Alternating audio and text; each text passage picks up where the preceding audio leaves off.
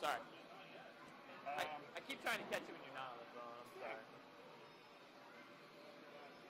Just all of a sudden that you didn't want to play nice.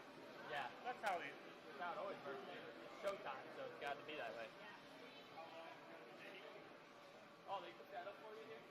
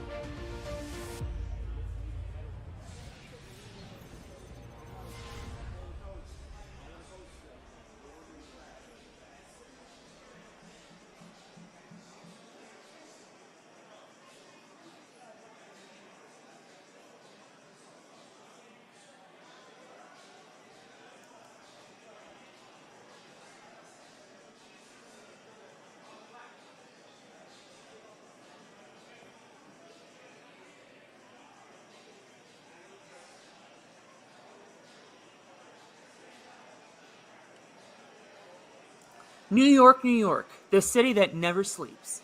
If any city is ingrained in the lore of sports, it's this one. This city has hosted every big game imaginable: the Super Bowl and the Stanley Cup, World Series, and Final Fours. Today we find ourselves in Brooklyn, just a short subway ride away from Coney Island and the echoes of Jackie Robinson. If there's any city to start a legacy, it's the Big Apple. And that's exactly what the World Ninja League and 182 of the best ninja athletes plan to do today.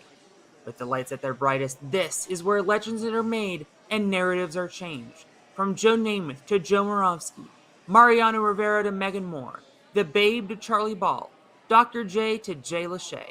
These are the best of the best, and they have the ultimate opportunity to lead the way as we begin a new era of ninja competition.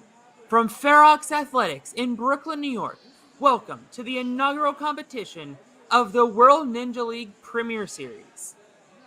Good morning, Ninja fans. I'm Alex Cunningham along with Kane Casillas. Kane, we are about to begin one of the most exciting ninja competitions that we've had in the WNL's history. You are correct, Alex. We have taken the top 25% of all athletes in every division from their home region and from their performances in the World Ninja League Championships, which was last month, and they are going to battle it out in an all-star duel on 2 different courses. So let's break down this format because this is a new everything for everybody. We have 2 different rounds of competition in the Premier Series, the first being the placement course. The placement course follows your standard flow course format: furthest, fastest, 1 fail, and you're done. And while this course does not eliminate anybody, this does place you in the run order for the second course. So your performance still does matter. Alex, why don't you tell them what the next round is? Next up, we will have the challenge course. That'll be based on the seeding order determined by this placement course. So whoever runs this course the furthest, the fastest, will be going last in the challenge course. Excuse me. They will have, this is a new unique format for the WNL. First time that we're doing this in competition. There will be 2 opportunities for the athletes to retry an obstacle if they're unable to complete it. If they complete it on a second attempt, then they will continue on with their run. If not, then their run will be over, similar to a flow course style. Perfect. And we've got quite a stacked field. We're starting off with the kids division. You're going to find a lot of athletes who made it to stages 2 and or 3 at the World Championships, which is one of our toughest courses in a long, long time. For sure, and the kids athletes really showed up this year, especially at the World Championship. We had a good number of clears on all 3 stages, actually. So looking at some of these competitors, we have a lot, that you said made it to stages 2 and 3. We have some gauntlet finishers. We have some top finishers in all sorts of regions. So, I mean, if you're familiar with this kids division, a lot of these names are going to jump off the page.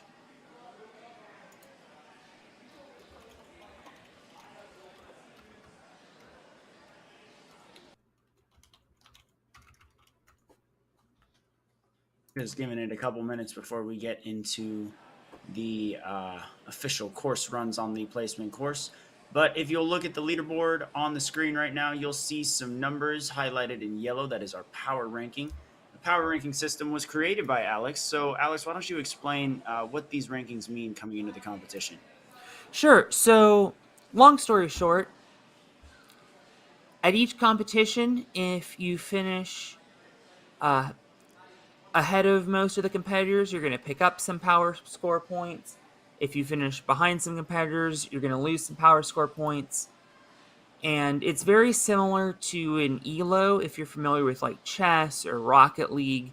That's a lot about how the matchmaking system works. So essentially, the top competitors in the power rank are the competitors that do the best on average, rather than necessarily the competitors that have the most points or showed up to the most competitions.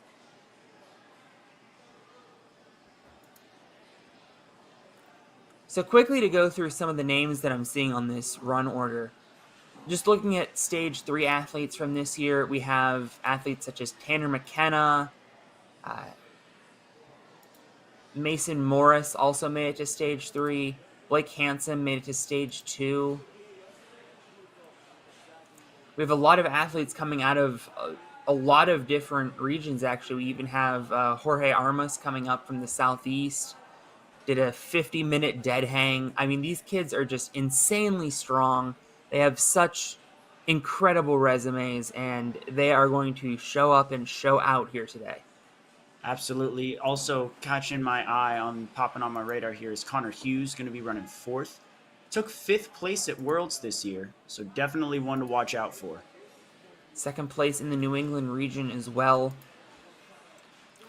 Gavin Balzotti, full cleared in stage 2 this year. And then we also have our kids male world champion, Jeremy Casella. Also finished 2nd place in the Strongest Ninja, so he will largely be the name to beat.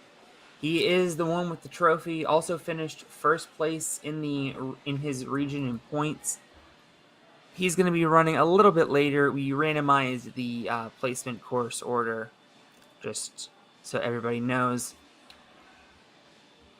And Alex, I don't think a lot of people know what these athletes are competing for. How do they qualify for finals, and what are the finals? Sure. So we will be having the Premier Series finals right back here at Ferox in November. That'll be happening on November 18th and 19th. That's the weekend before Thanksgiving here in the U.S. And the top 4 in each division will be qualifying for that finals event. So just like a regular competition, the traditional qualifying competitions in the WNL take top 3. We'll be taking top 4 Premier Series, so we'll be having 32 from each division participating in the finals.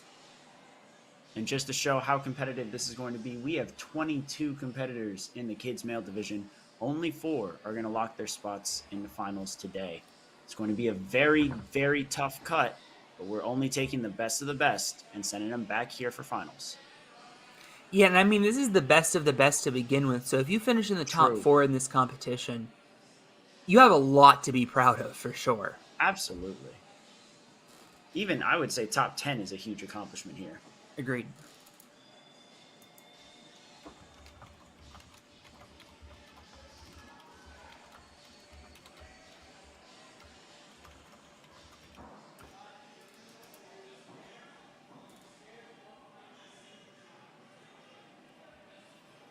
So we are just about ready to get started. Seems like it. I think I saw an athlete on the starting block, so I don't know if maybe they're just going over some last-second rules clarifications.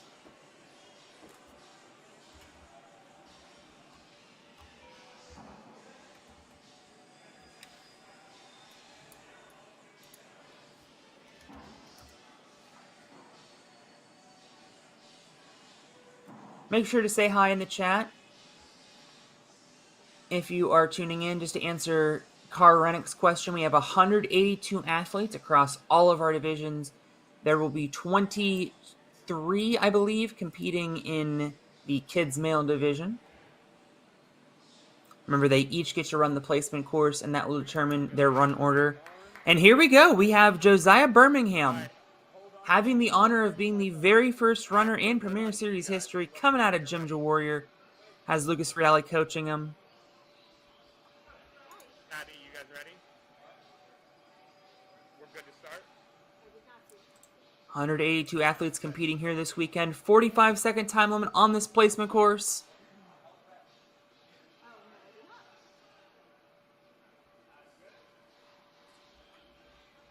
At any moment, we will hear the countdown. And we are underway.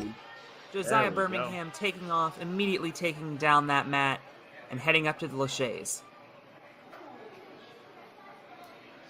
Great reach for that bar. Not even really having to Lachey the first few bars. Taking some extra swings, though. These are going to be critical. You could see him kind of positioning himself for a link, but opting to go forward and just swing through instead, playing it safe. an early fall here does mean that you're going to go first in the challenge course, or at least be one of the first runners, and that can be quite a disadvantage. Got through the laches and the tire dash, I think, just as time expired. Yes, he did. Unable to complete the course, though, but still completing 4 obstacles. So a pretty good start for Josiah. It's going to be a very, very tight time limit, very speedy course. 45 seconds on the clock. All right, Dante, that was good.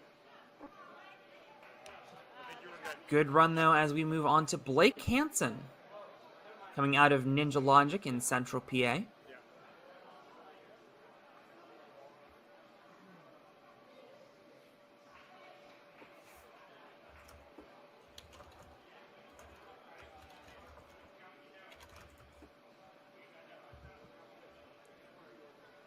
Can we have these? Blake getting some last-second advice from Ninja Logic co-owner Keith Gelsinger. He's helped us out a lot with various WNL competitions over the years. He came in really clutch for us at Worlds, actually. You ready, Dante? All right. Yeah, watch out for that camera. Right over here. Which one?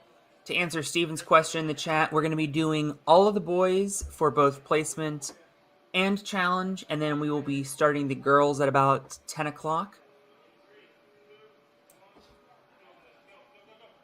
And All right, Blake looks like gets his Blake's course starting. underway.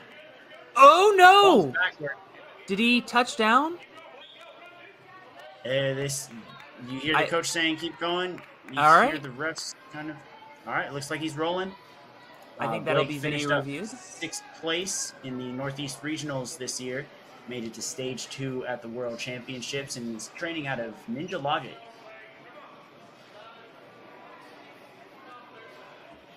Looks like he's still moving, but time is ticking. And with about 5 seconds left, it doesn't look like he's going to make it past that first obstacle. Looks like that confusion on the course in regards to whether he was DQ'd or not came back to bite him. So chances are we will see Blake earlier on in our challenge course, but at the same time, anything can happen in Ninja. Certainly true. I just noticed, I think I saw Blake was, I think, 88th in the power ranking, but he still has a power score of 1531, and he finished 7th in the region of the Northeast. So, I mean, just goes to show you how loaded this kid's male division is. Because he is obviously an extremely talented athlete, having made it to stage 2 at Worlds this past year. Absolutely. And thankfully, this is a bit more of a forgiving course in the sense that this does not eliminate anybody. Right. But it'll be the challenge course where mistakes like that are definitely going to cost you. Aiden Ayers now. I think he just ran... There we go. Good. Okay, I'm not 100% sure how that is being scored. I think he might have just ran past the mat and touched onto the ground. So we'll have to double check that. In the meantime, he is cruising through these laches. Absolutely. Almost looked like he wanted to skip. He was generating a lot of swing there. Lots of good power from him. Taking a few extra swings, and with 6 seconds left, he's got to get through driver's ed. Managing to get through the tire dash, and once again, he will be out of time. This 45-second time limit is going to be really tight. We've already seen 2 of the first 3 athletes run out of time there before the last obstacle. So at that end, we have that athlete. It's going to be pretty intense. Connor Hughes was in 5th place at the World Championship this past year, 2nd place in the New England Regionals. Coming out of Jim Warrior. Jim Warrior, yep. And they have quite a few athletes competing today. Connor being the first to rep that gym throughout this entire weekend. That's true. We can see at least 2 more coming up. Very strong power rank as well, currently in 7th.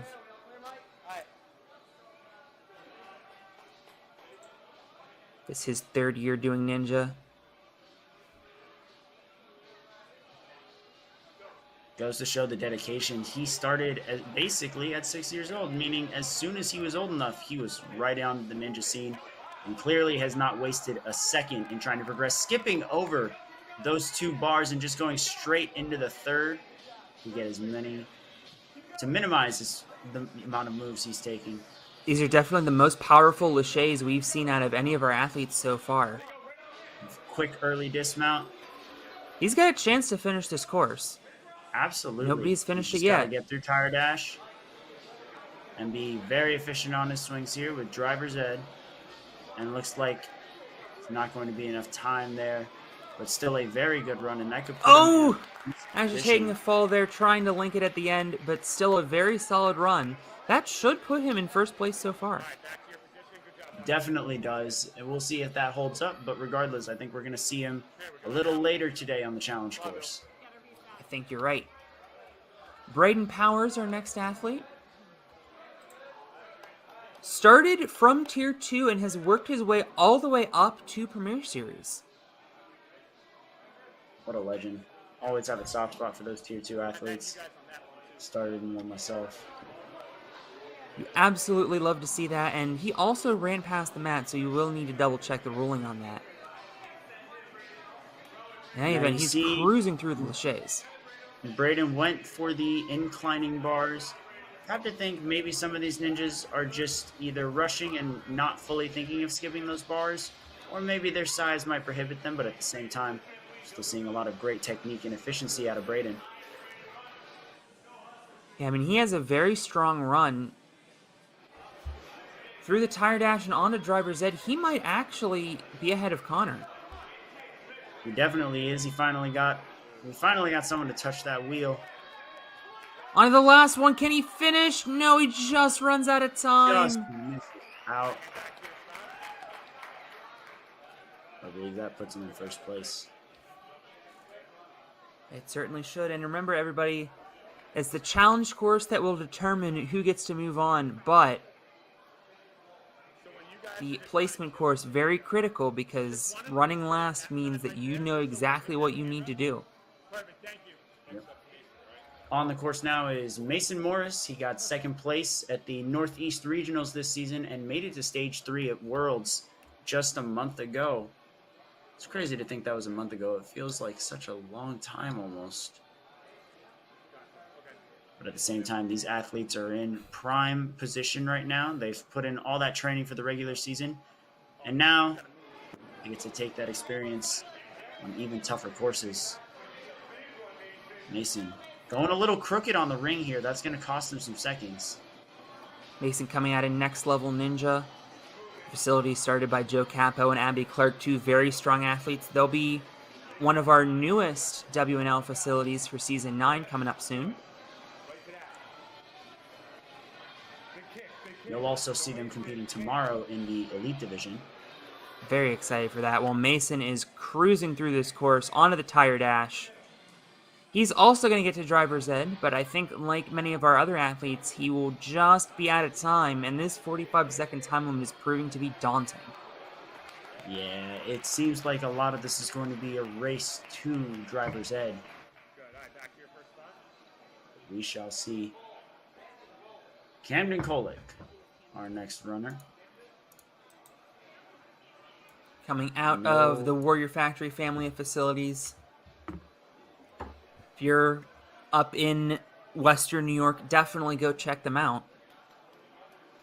They have 4 facilities now as they've recently expanded to Canada in Hamilton and the Toronto area.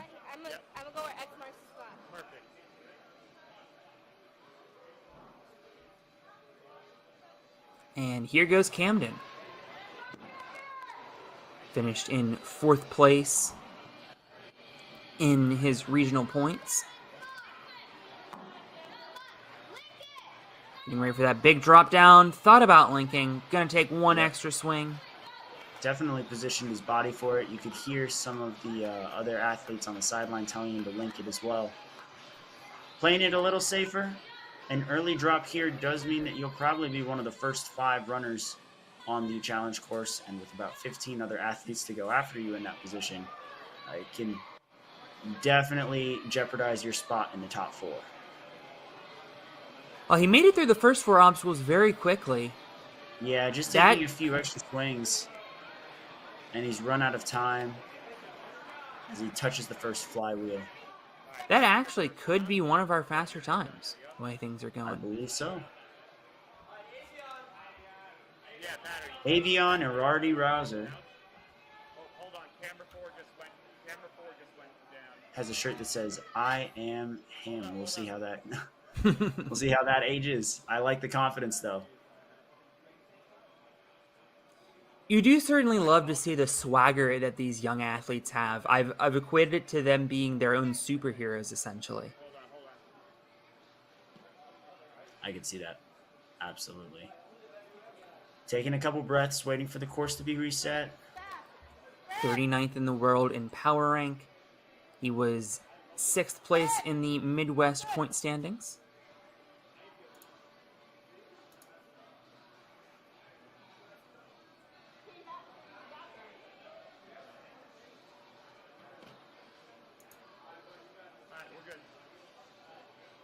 All right.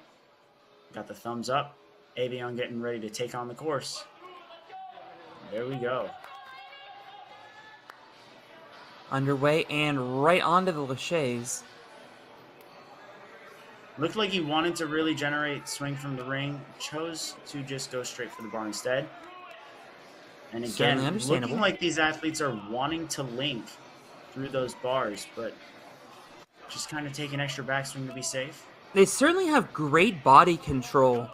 Throwing their hips behind them, that's exactly what you want to do on Lachey so that you can keep momentum for the next bar. Absolutely. Tire dash now. Left. Almost ran Almost past ran it. off. Got a little excited.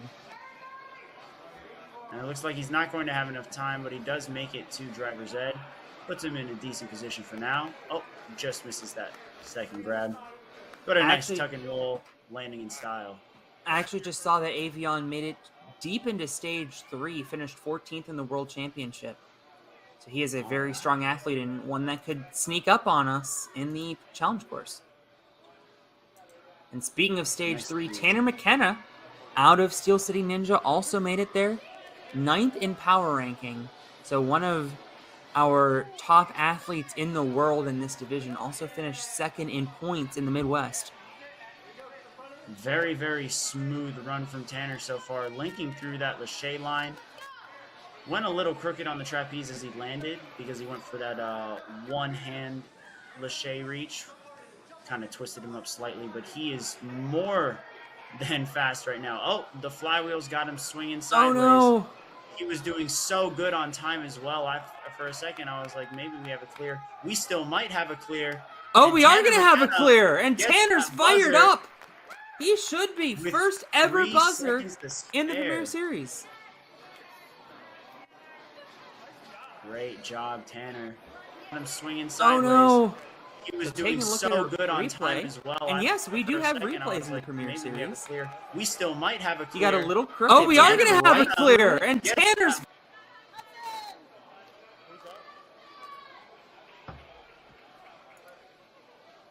Yeah, for a second there, I wasn't too sure, but definitely proved me wrong for the better. Congrats, Tanner. Those replays are so new that we got a little bit of audio feedback. Apologies for that. Up next is going to be Hudson Silvestri. This is his 3rd year in Ninja, which means, again, we're seeing a lot of these athletes start at 6, which is the youngest you can be in the WNL. Love to see the commitment.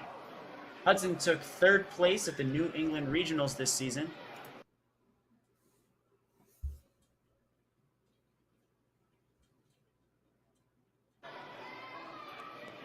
Oh! That's a shocker. He slipped off of the Lachey bar, first to do that today. So Hudson will have a tough task ahead of him in the challenge course, but given how well he's done this season just to make it here to Premier Series, he's going to be ready for that challenge. And look at this great sportsmanship, giving some advice and commiserations to his fellow competitors. And any moment now, we're going to have Austin Small on the start line. There he is. Austin Small is one of our newer ninjas. Only been training for 1 year, but made it to stage 2 at Worlds and placed in the top 10 in the New England Regional. Definitely made a strong impact on his debut season. Just for those of you at home, oh wow, Wanted to Slipped go a little bit fast. on the trampoline. He's A little excited. bit. And right There we up to go. those Again, going laches. crooked on the ring. Nothing Grabbing the phases bar to these kids. reposition himself. And we're seeing a lot of people grab sideways on those bars. Well, his time definitely being eaten away by those extra swings. That directional change can be so tough. Turning around the corner and jumping into that ring really does force your legs to go out to the side. Having to make those corrections on such a speedy course can definitely be detrimental to your run, especially when you're trying to be fast. Under ring slider, and that is all he's going to be able to complete within his time limit. But I mean, out of these kids, even when they get a little excited and start swinging the wrong way, which he's getting some advice from his coach there, great to see, you still see great body control and great power. Oh, absolutely. It would take me twice as long to try and correct what they're correcting right now. Hold up. We have Brody Saad. Stumbles back as he hits the mat. Keeps it going, though. Brody Appears to also not coming be out of marked as Ninja a fail. Logic, our second Ninja Logic athlete today. And he's got caught up here on the ring. Going back to the ring, actually. Going back into his strategy. Yeah, he Down he tried to use that goes. ring to get up to the second bar. Just couldn't reach it. That's okay. You do have the challenge course still, though. Yes, you do. So And his while day we not might over. see Brody a little earlier, it's still a shot at him punching his ticket into finals. We've got Reese Chaplin on the course now. Look at Reese in the power stance. He's ready to go. Very solid takedown on Thump over there. Now working his way through the laches. Looking Right into that like drop wants in. to He land- makes the link. Perfect technique. Still landing straight on.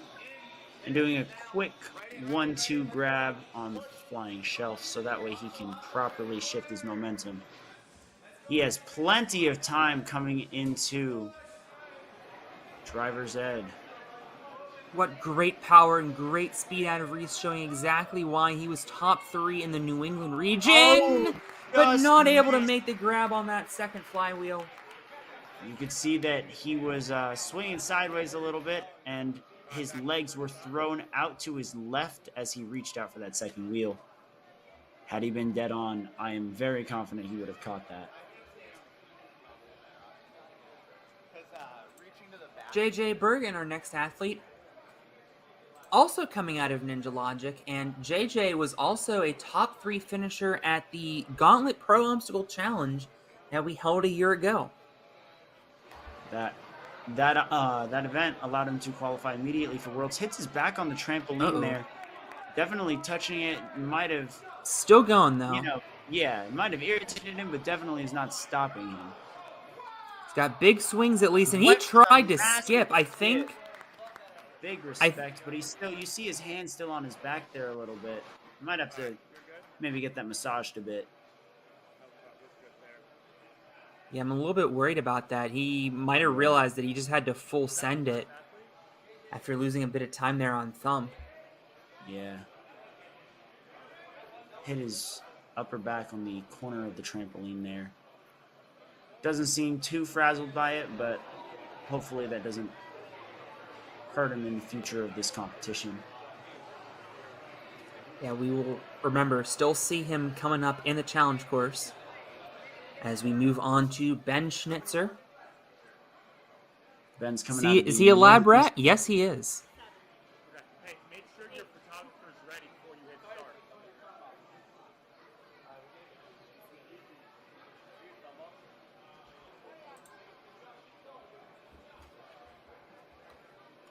Ramsey, can't stand there. You gotta be back. You're in the camera.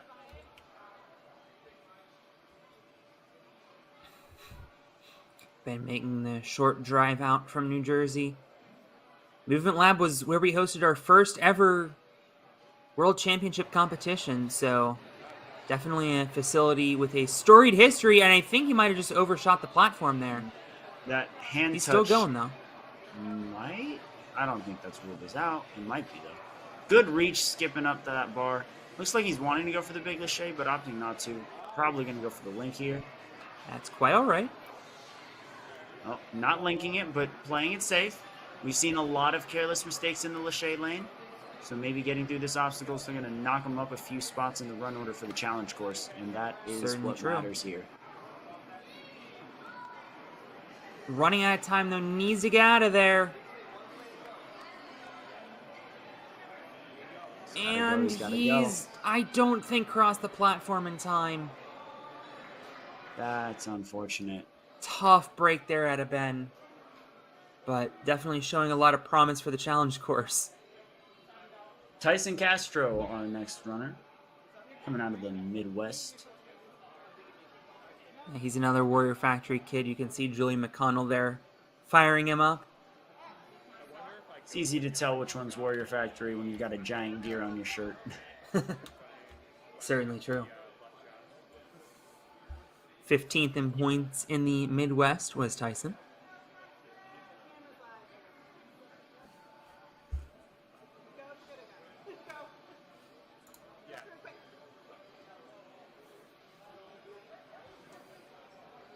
Just waiting for the course to be reset. Seems like we're getting ready to go. And Tyson takes to the course. It's very fun seeing these, this first obstacle thump. Seeing these little guys try and knock that over. They don't weigh the most, but, you know, it's a light mat. They're definitely showing a lot of power going right through that trampoline to hit it. And showing even more power here on the laches. This is a big drop down. For some of these athletes, that's about half their height. Taking a few extra swings on the still bars, but he's moving, generating a lot of power on that trapeze. For sure. Looked like he wanted to static over to the hold, but realized he couldn't. He's got to get there before the point, before the time's out. Gets the point there. Might be running low on time and runs out of time on the ring slider. The good news, though, is he did finish above all of the other athletes that were unable to complete the laches. And in fact, we see our placement course standings here. Tanner, currently our only finisher, 42 seconds on the dot. We have seen a number of athletes get to the final obstacle, though. Definitely a great sign. And we see Tyson sneaking in on a page one of the leaderboard there with an 11th place finish. For the time being, at least. We still have some runners to go.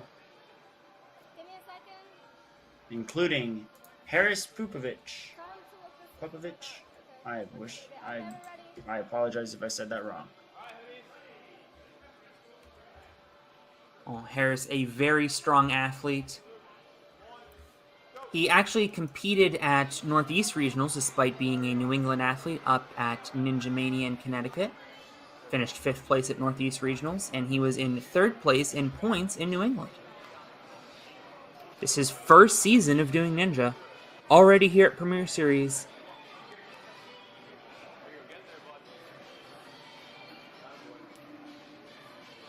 Harris looking very strong. Trying to get onto that bowl, but he slipped off. That's a shocker. That was not what I expected. And this is where strong coaching gets in. Just reset from that. You still have the challenge course to go. That's the one that's going to count for the finals. You do have 5 more athletes in the kids' male wave. You do see some of the kids' female runners there. They'll be running a little bit later. We're going to be doing the kids' male challenge course before we get to our ladies. And Jorge Armas is going to be our next competitor. He is the one that's come the furthest out of all of these kids' males. Coming all the way from SoFlo Ninja down in Miami. Jorge has a 50-minute dead hang without chalk, which, oh my goodness, if there's some grippy stuff on that challenge course, this might play right to his hand, his literal hands.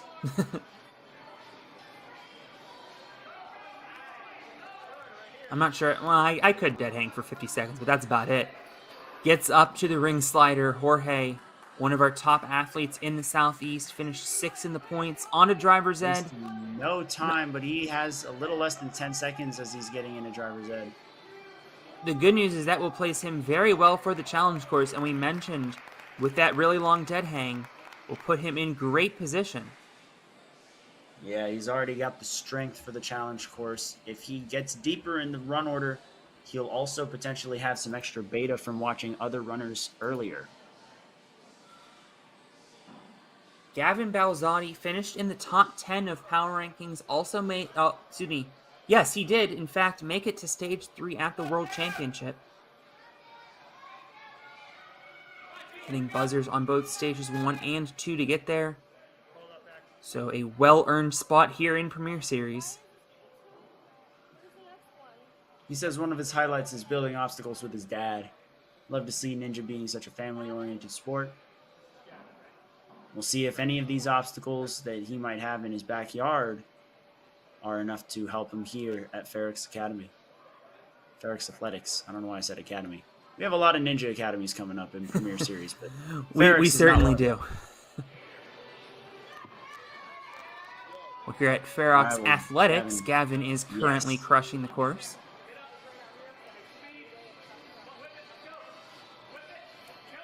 Dropping right in that bar and making the link. Thought about making the link to the shelf, taking one extra swing. Oh, misplaced his hand there. That's okay. But still moving fast. looks like he's going to follow through. Oh, went so high his heel got lashed onto the shelf there.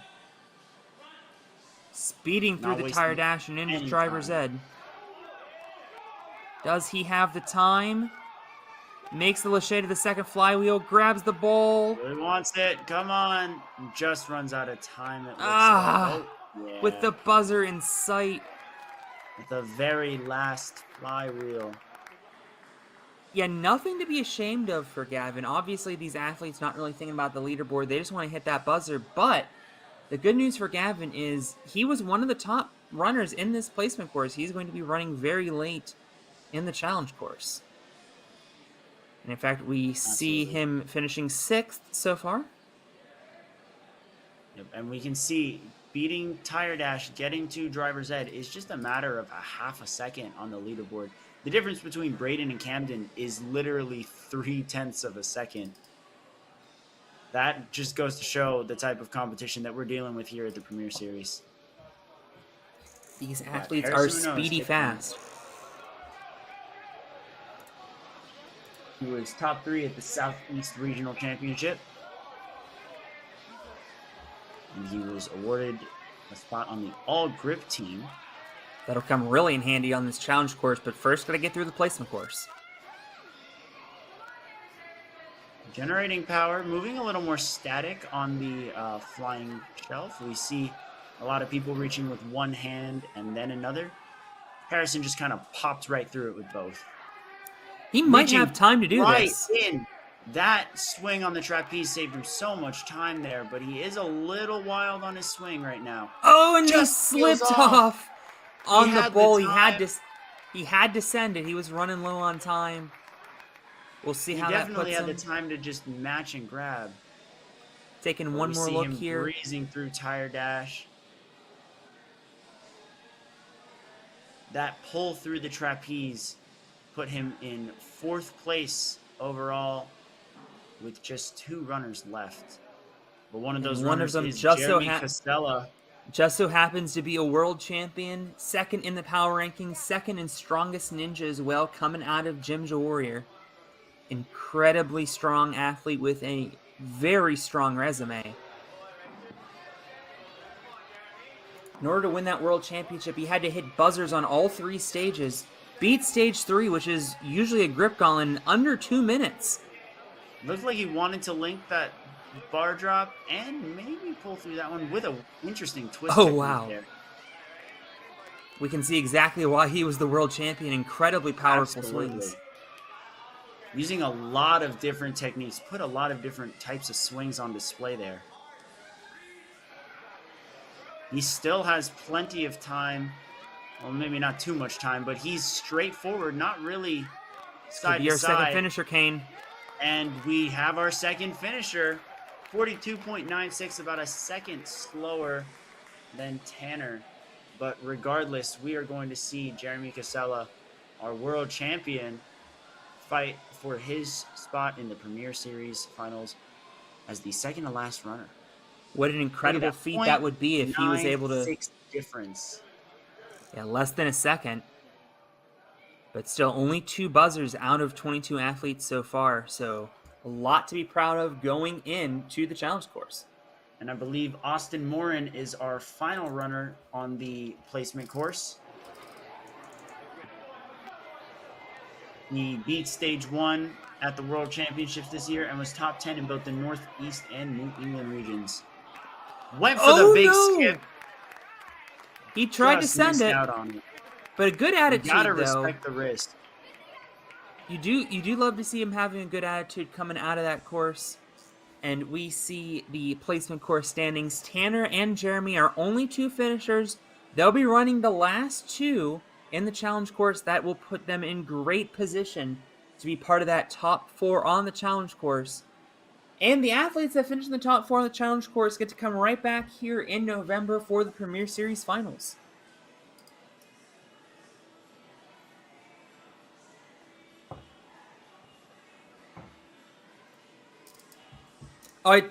Yes, that was in fact our last runner on the placement course Yes, for the it was. boys. We'll be back here in just a few minutes for the challenge course. Going to get our athletes some last second rules clarifications. So stick around. We will be back in about 10 minutes.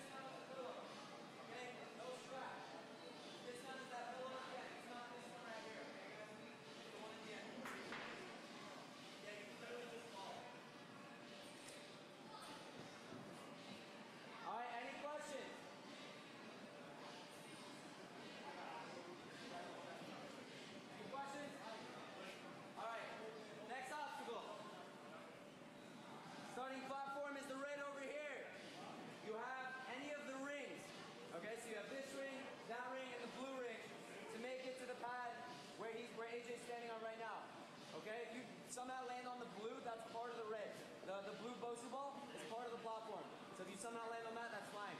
Okay, if you can use the column pad to help you dismount. Okay, so if you're going into the column pad, you can push off it and land on the leg. Alright? AJ, you want to do this one or is it? You want to do this one or no? You don't have to. Alright.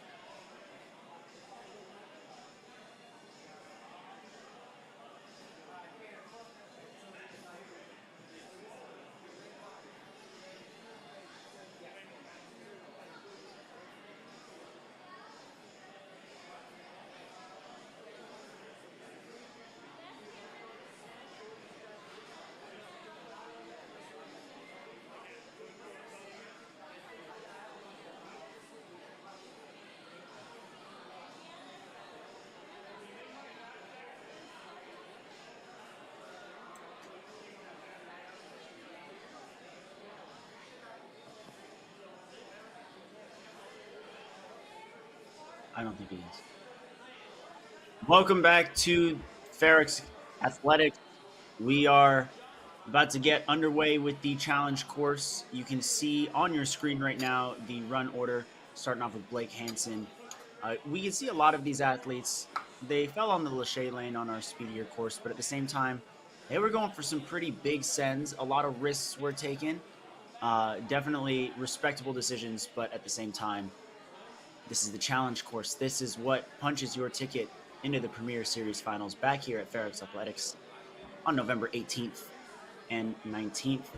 So maybe risks might be worth taking, maybe not. We'll probably see a bit more methodical approaches to from our athletes in the coming runs. After that, we're going to get going. We saw a couple of messages in the chat. We'll get going with the kids female division back on the placement course. But 4 of these 23 male athletes are going to be fighting for, or are going to be advancing to the Premier Series finals. I'm Ken Casillas. Joining me today is Alex Cunningham on the mic. Yes, sir. There we go. Welcome back, Alex. Yeah. I muted myself in VMix. That's what happened Good job. while we were in that brief stop down. But we have, we're letting our athletes just get a last second look over the course just to make sure that they know where they're going and know how to get through this course. We obviously want to see some deep runs here. I believe I heard it's going to be a 2-minute 45-second time limit, so quite a bit more time on the course than the placement course. And I was looking through some of the obstacles for this course, and it's very reminiscent of Stage 2 at the World Championship. We have a big skyhook move that's very similar to Vortex, and we also have what appears to be a replica of Foursquare, which was the second to last obstacle in that course. And again, the challenge course is not the same format as the placement course. Scoring is going to be a little different here.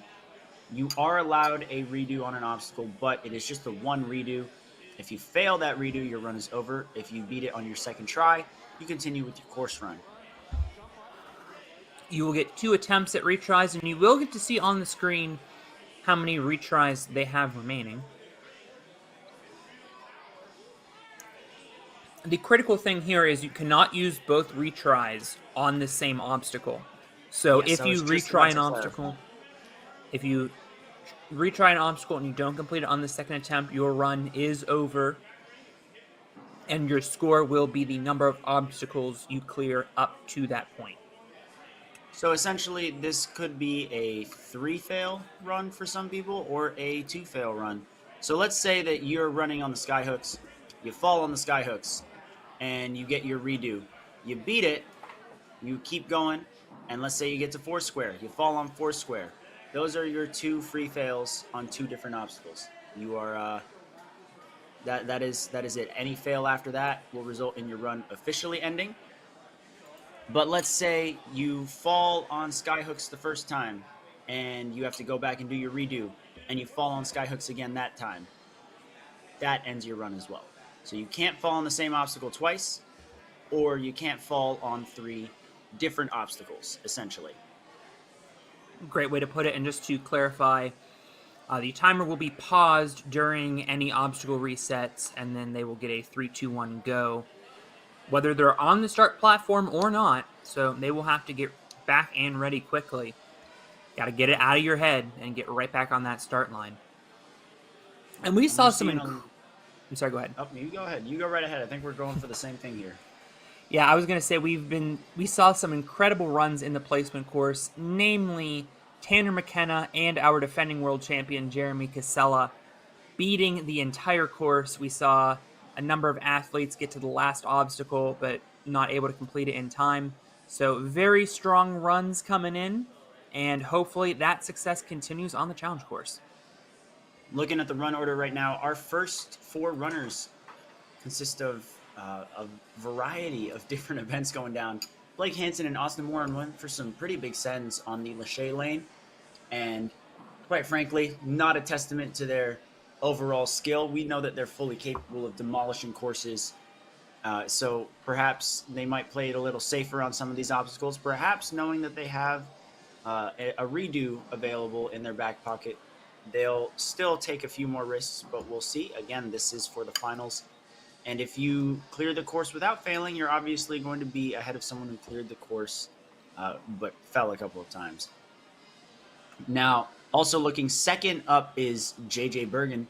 We saw JJ hit his back on the corner of a trampoline on the placement course, and he was kind of rubbing it as he was coming off the course. Didn't look too serious, but we do hope he's okay, and we do hope that that doesn't affect his run on the challenge course. And then we also have Hudson Silvestri, who just peeled off a bar. It was a very careless and shocking mistake, to be frank. Hudson is definitely not one to make mistakes like that very commonly. So we'll see if he can bring it back together and we see the Hudson that we know competing on the challenge course. Yeah, I mean, it would not surprise me at all because those athletes showed great resolve and great power also. Trying for some big sends on Lachey's would not surprise me at all if one of these early athletes goes very deep into this course and perhaps ends up being one of those top 4. I could absolutely see it. It truly could be anybody's game, I think.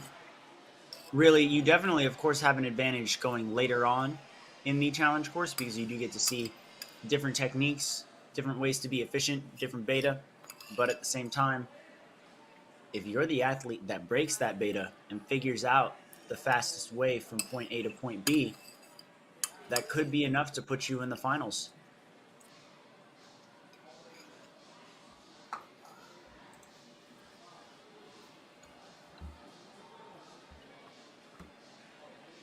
Yep, so it looks like our chat is getting a hang of the format. Just one last clarification for everybody before we get started. We are not scoring the number of times the athlete is unable to complete an obstacle or uses their retries. So in theory, somebody who uses their retries could finish ahead of somebody that doesn't, but they would have to go really, really fast on the course compared to the other athletes. Realistically, given the strength of this field, it probably is going to come down to the athletes that use the fewest retries because using retries, takes a lot of time and energy. So they do want to go as fast as possible and complete as many obstacles without failing as possible. Even if that doesn't show up on the box score, it will show up on the clock.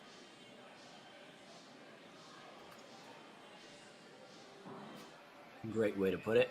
And it looks like we're coming up to the starting line for our first challenge run.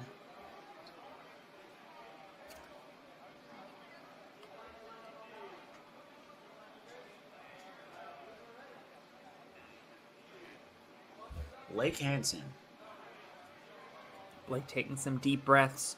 He will be our first ever challenge course athlete in the World Ninja League. You could perhaps be seeing some challenge courses as formats in Season 9 of the World Ninja League. Facilities will have the option of hosting a challenge course competition, so presumably you at home might be competing in one this season. So let's all take a look at how it works. As a reminder, Blake did make it to stage 2 at the World Championship a month ago. So a very strong athlete. Side note, his shoes look like socks to me because they like blend in. Or are those just socks? The blue just really blends in properly with those Ninja Logic socks. I love that they have a whole Ninja Logic uniform, really. It's not just, you see some gyms wearing just a shirt. Nah, Ninja Logic drips you from head to toe. I love it. I do love these younger competitors really like to make fashion statements, especially with their long socks. We see Tanner's headband there, for instance.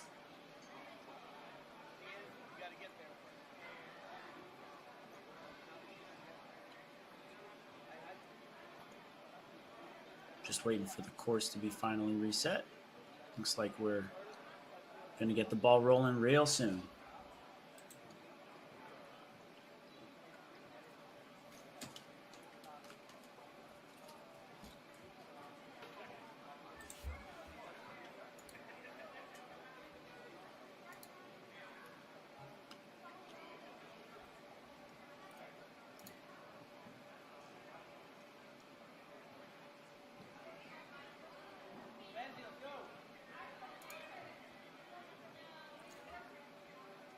All right, sounds like they're just working on the buzzer, making sure that it's strapped down. We know some athletes are going to hit that buzzer, so we want to make sure that it stays in place for everybody.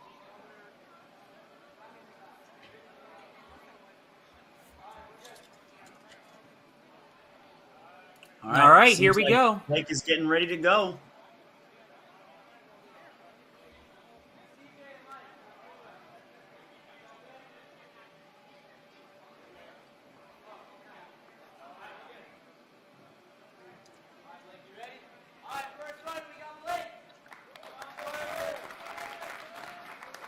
Looks like Zach's about to count him in. Crowd's fired up.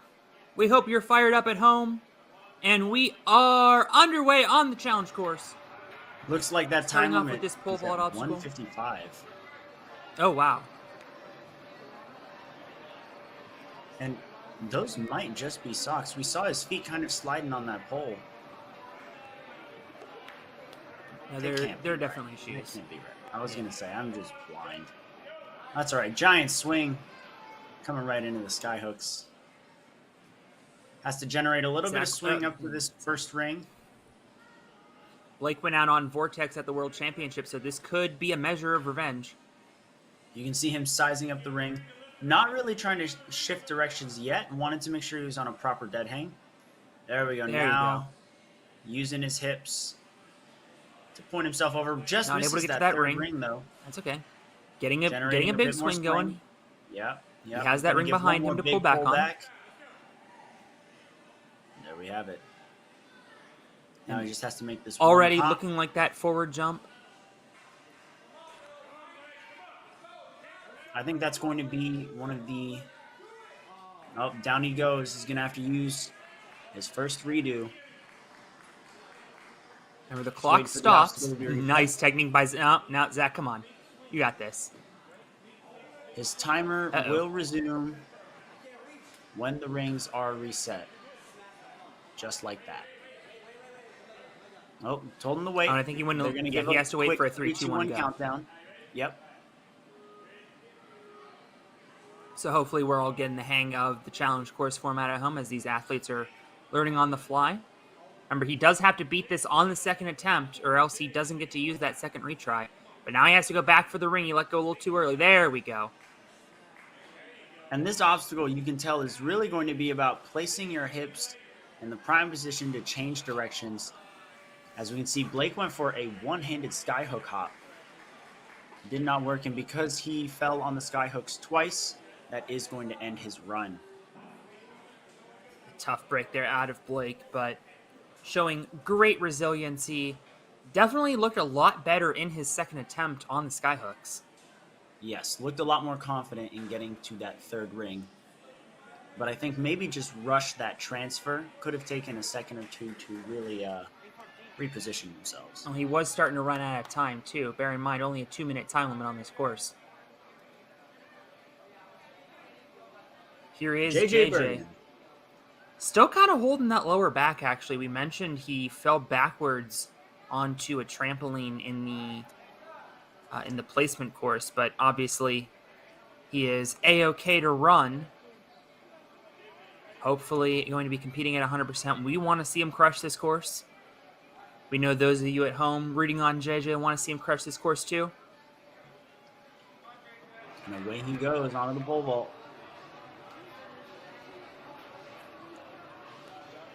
Nice climb up. Climbing up quickly. This pole being Eyeing a up little that taller dismount is and going makes to it. make for these shorter athletes are going to have to do a lot more climbing on that big old pole. Quick He's vault landing up onto to the big swing. platform there. Really trying to make sure that his speed is not wasted. I like to see it. Really letting go. Oh, he's got to go back for that ring, though. Strands himself. Going to have to recorrect himself. And there we have it. Reaching right out. Going for a backswing and then forward. Oh, just peeled off. He made But the that was hook, but right was... idea. He made the jump, but was unable to hang on. So now the course resets, and we count him back in. And you could tell he had the right idea on that last move. He swung his hips backward. Great reach. He swings his hips back, and then on the front swing, launches himself forward. Got a little caught up that time. Didn't get as big of a swing as he did on his first attempt. And kind of just whiffed that move. But he did get there faster than Blake, so currently that does put JJ in first place. Yeah, these skyhooks are looking really tough for these young kids. So hopefully some of our later athletes are able to beat it. Hey, maybe our next athlete, Hudson Silvestri, will be able to get that. I don't see why not. Once again, Hudson got third place at the New England Regionals this season. Got very low on the pole there, but is climbing up very quickly.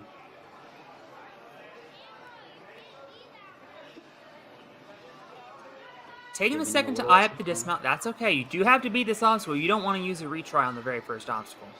Absolutely. Big swing Big is through, dismount. and now onto the skyhooks. This has been tough. Can see his coach, Lucas Reale, giving him some pointers. Great swing up And to some the chalk, second equally ring. important. Oh, Gotta go back for that just ring. misses that first. Big pull back and perfect grab. Is a little crooked right now. Yeah, he's got to straighten Seems out to be that correcting swing. himself. There we have it. Great Makes the grab. jump. First Just today. a dismount. And there we have it. And he is Now the he's first taking today on the onto Kaleidoscope. Known at the World Championships as Foursquare. You see some rings up there. Rings will help him get up to the Kaleidoscope. But Not able just to make missing the reach that to the second spot. bar. So that'll get reset. He'll get counted back in. Getting some last 40 second seconds advice. on the He knows clock. what he needs to do now. Still 40 seconds on the clock. And Hudson's back underway. If he beats this obstacle on the second go, he will get a chance to use his... Oh, and he missed it again. Went for the reverse grab on that slot, and his fingers just slipped out. Taking a look over, you can see Jeremy Casella's buzzer. We'll be seeing Jeremy run a little later. This replay function, very new, so please bear with us at home. Yes. We have a lot more Premier Series action to come, so do make sure you stick around for all of the awesome athletes at all of our qualifiers. We'll be back next weekend at Motive, for instance, down in South Carolina. Austin Morin stepping up to the starting platform. Top 10 in the Northeast and New England regions. Hit the Stage 1 buzzer at Worlds. Stage 2 level athlete right here.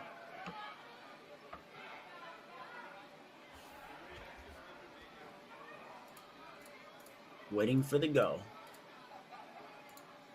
And he moves. Right into the pole vault. Little low. Feet kind of slipping. Coming out of Taking a Forte minute to Fitness climb up up. in Massachusetts. Another athlete with a really cool outfit. Got some high socks going like a lot of our athletes. Making the dismount. Did use up about a quarter of his time limit though, so he's got to move. But he does exactly that on the big swing and now onto the skyhooks.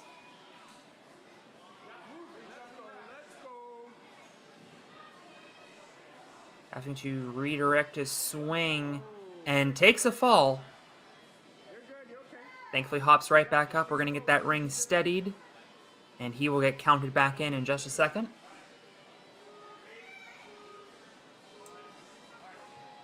Alright, let's see if he knows what to do this time. Went for it really early again. He does have that platform behind him. And just not And able to get up just there. collapsed. Realized he was low on time. He knew he had to send it, and it just didn't work out this time.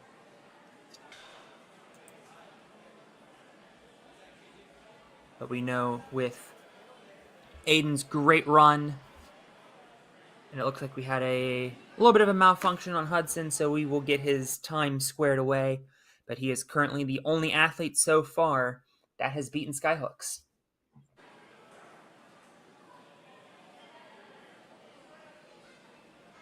Somebody in the chat said they call Hudson Hopson because he's got the hops. I love it.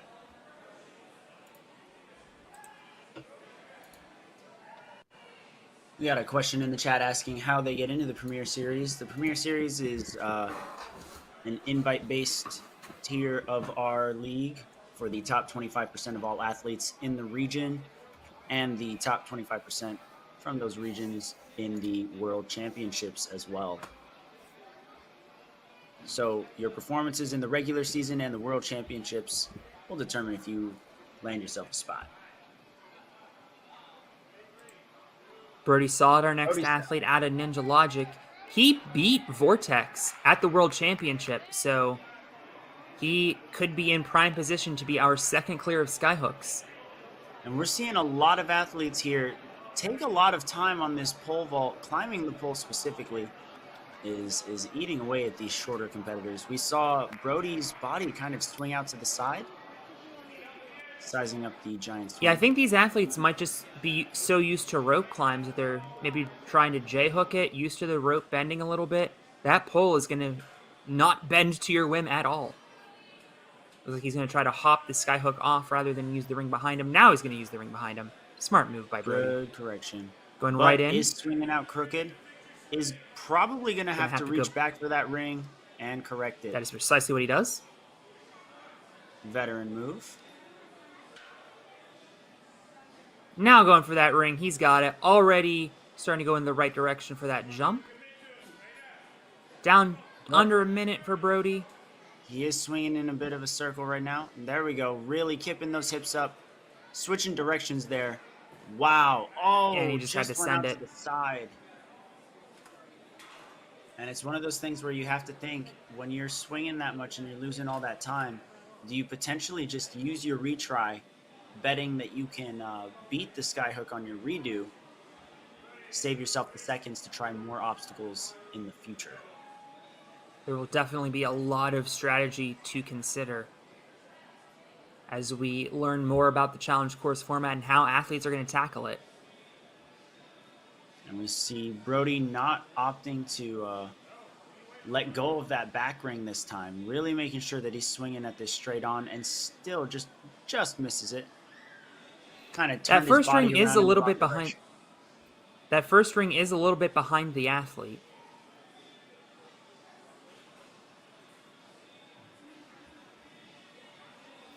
And now he's starting to get crooked. Time starting to run down. We see the red light blink. That means that there's 10 seconds left. And Brody is just going to get caught up on the skyhooks like so many other athletes.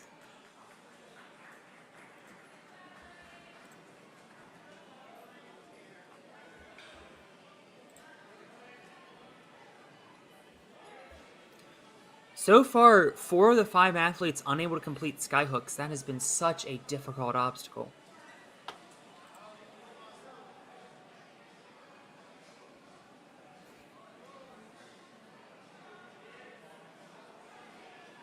Taking a look there at the leaderboard, Hudson still the only clear.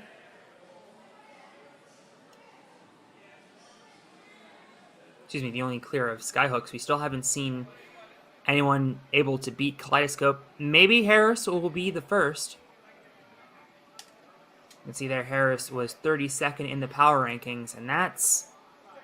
You might say, oh, well, 32nd, that sounds a little bit low. That's out of hundreds and hundreds of athletes in this division. So, right in the top 10% of athletes. He was 3rd place in points in New England in the regular season.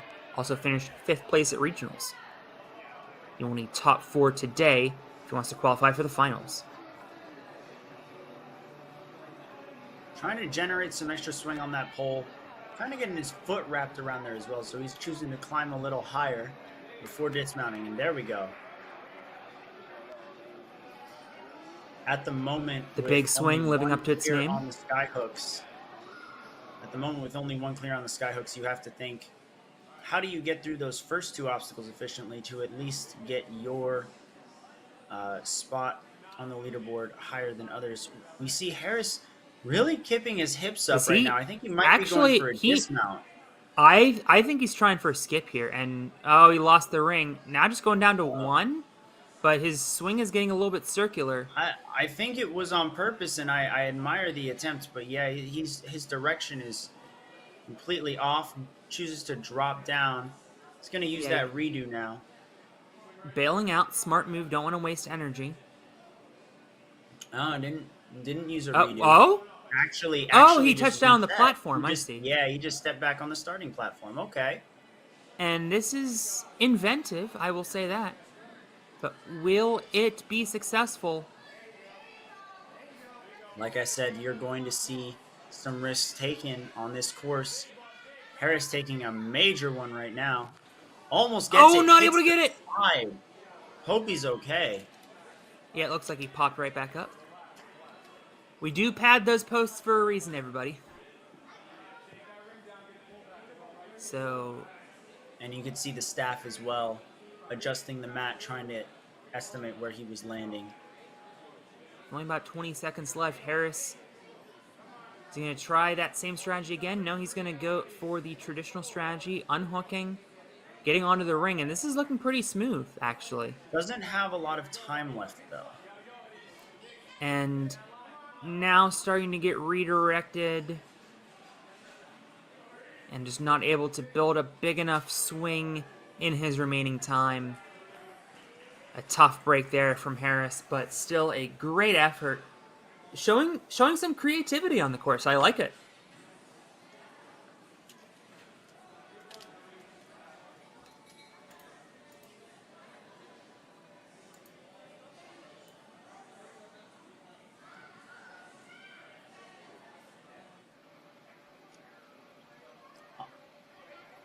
Ben Schnitzer, our next athlete out of Movement Lab in New Jersey. And Kane, as a competitor, how much is seeing the athletes being unable to complete skyhooks getting in these athletes' heads, or are they just gonna, focus on their own run? I can't really speak for these guys because they definitely have much more experience than I do. I've only been competing for Fair about enough. 6 months, but it can absolutely affect your mentality as you take on the course because you practice these obstacles day in, day out, and you think you have certain moves on lock.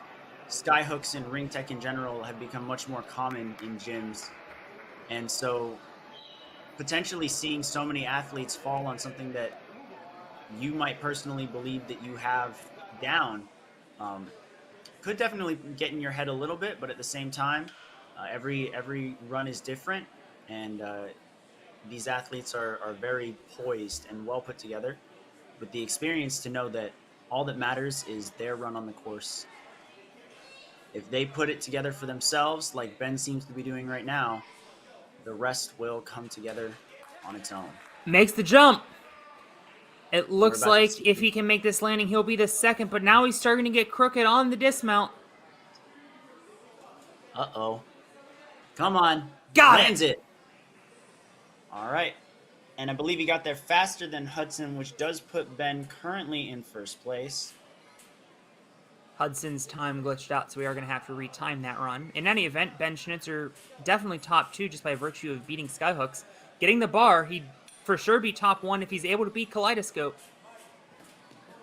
But not able to get the cliff grab on his first go. Going to take a couple seconds to reset. You're going to get a 3, 2, 1 go. Ben's timer will resume, and you'll get his redo. And I like that deep breath, composing himself and getting himself ready for his second attempt. Like I said, these athletes are much more experienced than we give credit for sometimes. Very poised and put together. Making that grab. And now it's just Lachey's, very similar to Driver's Ed, where you're swinging back and forth, but the obstacle's swinging side to side, and unfortunately just not able to get that cliff ledge, but still very impressive. And if no athletes are able to beat this Kaleidoscope, as we see a replay, of him getting the dismount. He got really sideways, but just able to cling onto that platform, as you can see right there. And you know what? Looking at the kaleidoscope here, the tough part about those obstacles is you want a wider grab to kind of counteract the side-to-side motion of it. But with such a narrow grip on the inside of the kaleidoscope, it doesn't really allow you to do that. So you really have to be assertive with just a few large swings in order to efficiently get through.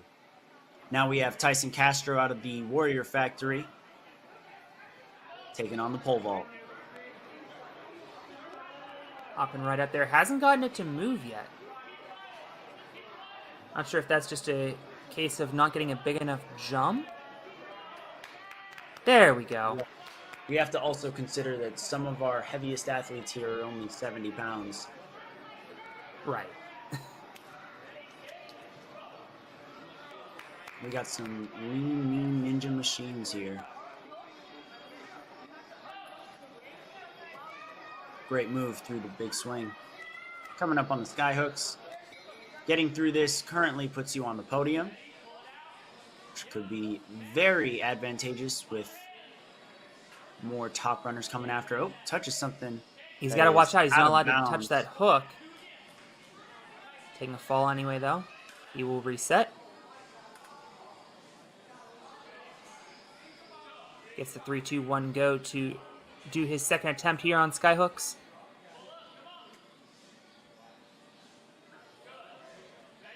Getting the pull up, and I noticed he didn't have a ton of swing getting up to that second ring, but that actually kind of came in handy because then it was a lot easier to redirect his swing, as he's doing here for the skyhook jump, and just tried to link it. Maybe needed Saw the one clock more starting swing. to tick down. I think so. Yeah, I think maybe one more swing would have helped him out. Really exaggerate that back swing with his hips, so that way he could have had that extra distance on that last skyhook movement. Still a great run. Once again, Hudson's run still under review, but we see currently Ben Schnitzer at the top of the leaderboard as one of two athletes to complete the skyhooks. Now we have Austin Small. Made it to stage 2, top 10 in the New England region, training at Vitality.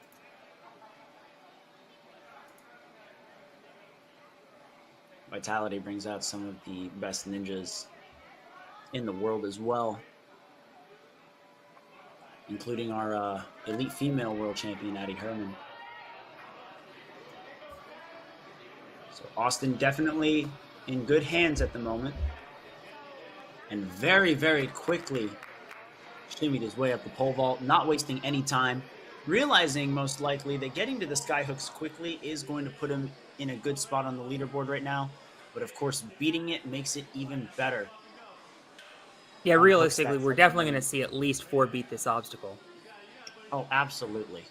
I think we're going to see probably in double digits as we get deeper into the run order.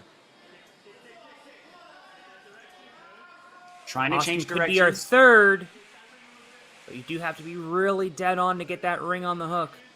You can see him tucking his legs up, trying to control his swing before releasing, and Makes there we the go.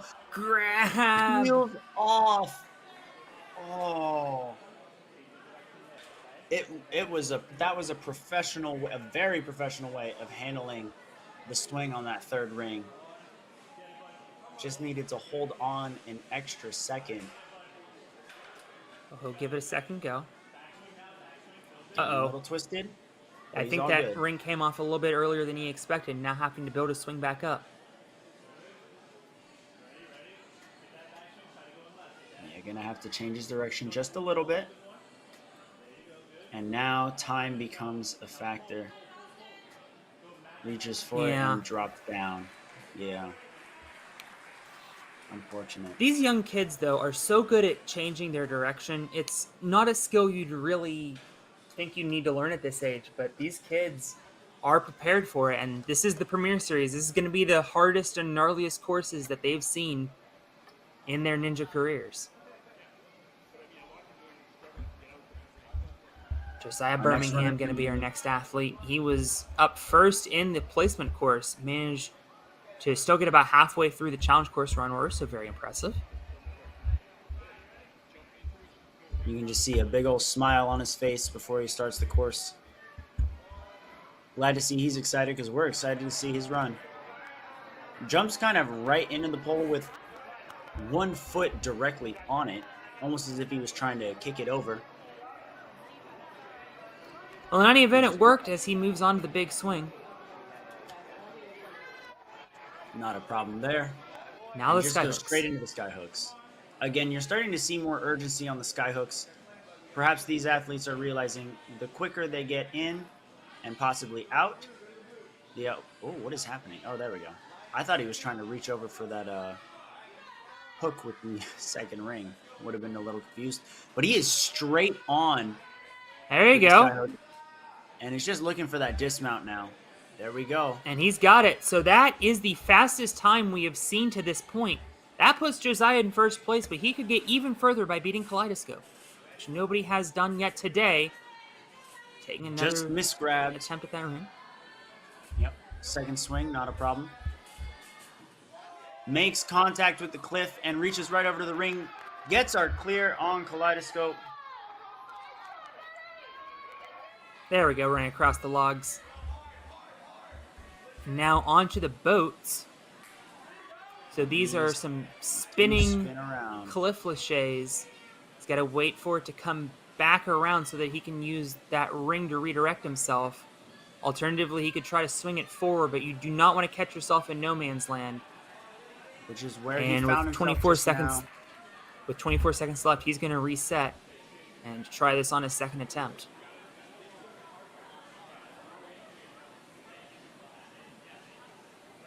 Got to get in the exact right position. And waiting for the 3, 2, 1 once that is properly reset.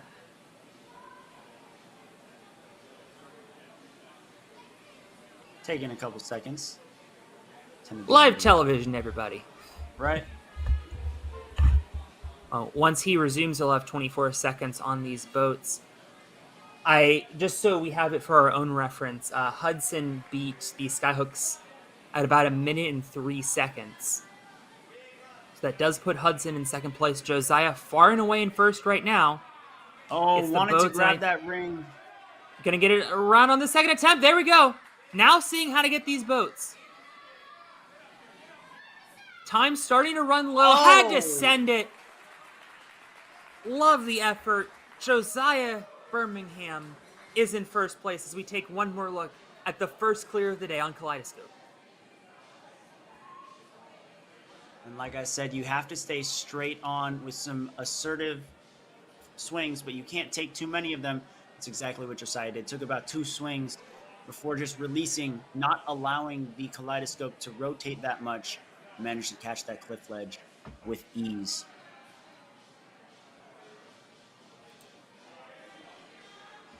Great run. Puts Josiah in first place for the time being. We see Josiah, Ben, and Hudson in our podium positions. And if the competition Austin ended right Small. now, Austin Small would be joining those three in the Premier Series finals right back here at Ferox in November.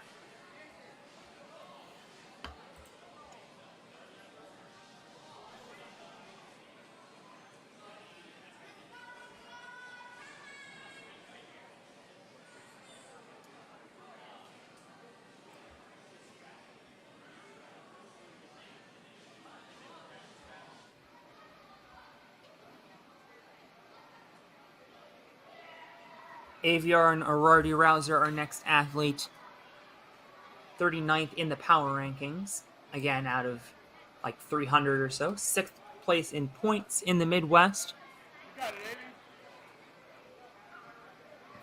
Avi. and also an athlete that made it to stage 3 at the World Championship. So definitely an athlete that knows how to beat Skyhooks and Kaleidoscope. Both of those obstacles were in stage 2 at the World Championships in Greensboro a month ago. Not only that, but Avion directly made it. following the Kaleidoscope, we have some logs, which were also featured on stage 1 of the World Championships, so we know that he can get through these.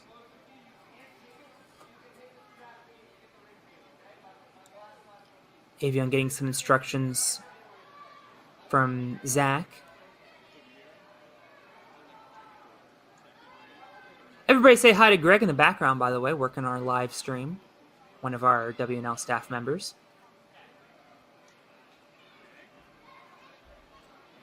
And now some advice from Coach Julie McConnell. Avion, presumably a Warrior Factory athlete. We've seen a couple already today. Giving a thumbs up, and away we go with Avion's run. And the trampoline into that pole. Again, some of our lighter athletes having a little bit of trouble getting it over. It's a pretty big climb for him. Once we get to our taller and heavier athletes in later divisions, this is going to be a breeze for them, but for our 6 to 8 year olds, this has become a bit of a challenge. Thankfully, everyone so far has beaten it as Avion heads to Skyhooks. He took a bit of a crooked swing out, had to reset on the starting platform and reposition himself. One of our taller Nice athletes long reach, though. Yeah, that wingspan really coming into play. Gonna go right here, I think, and makes the jump. Kind of twisting around a little bit, but definitely recoverable, and he straightens out and dismounts immediately, taking on Kaleidoscope. That time will put him in second place, but he wants more. He definitely has the time to go further. So again, that narrow grab when swinging does allow competitors to tilt the Kaleidoscope a bunch. There we go, makes the grab. Now we're on to We're the going to take a look at log run here. Right through. And now let's see if he's. Let's see if he sails away to the end of this course. Saw Josiah use both tries here a moment ago. Down inside 15 seconds. I think he needs to. Yeah, there we go, using both rings. Inside of 10 seconds. Does he have time? Makes the grab. Grabs onto it, The light's flickering. but he just didn't And now have trying enough to use momentum. his... Down he Tried to goes. send it right at the end of his run. A great run, though, as we take a look at the fourth runner to beat Skyhooks. That means, Kane, that you are going to have to beat Skyhooks in order to... Which we kind of figured, but it is now official that you have to beat Skyhooks in order to move on to the finals. That's right, and I do want to spotlight Avion's technique on the boats there, getting from the rings to the second boat. It was a very solid grab. The one thing that he didn't do was pull through with any momentum when he made contact with the cliff ledges. He just kind of jumped into it and was a bit of a dead fish just hanging there. It's one of those things where you're going to have to tuck your legs in, maybe do a bit of an underbar technique to really send that boat spinning around. We'll see if our next competitor, Aiden Ayers, will get that far and possibly use a technique like that, or a different technique that I'm not thinking about. These are some pretty creative athletes. They certainly are. Well, Aiden's coming out of the Warrior Factory, as a number of our other athletes are. 11th in the power rankings. So a very impressive Season 8. Well earning this spot here at Premier Series this weekend.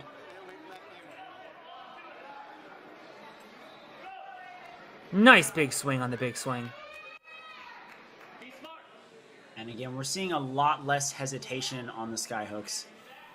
Now it is no longer the cutoff. It is just another obstacle that has to be beaten in order to secure your place in the finals. Which again, we knew was going to happen, but now it is official, as you said, Alex.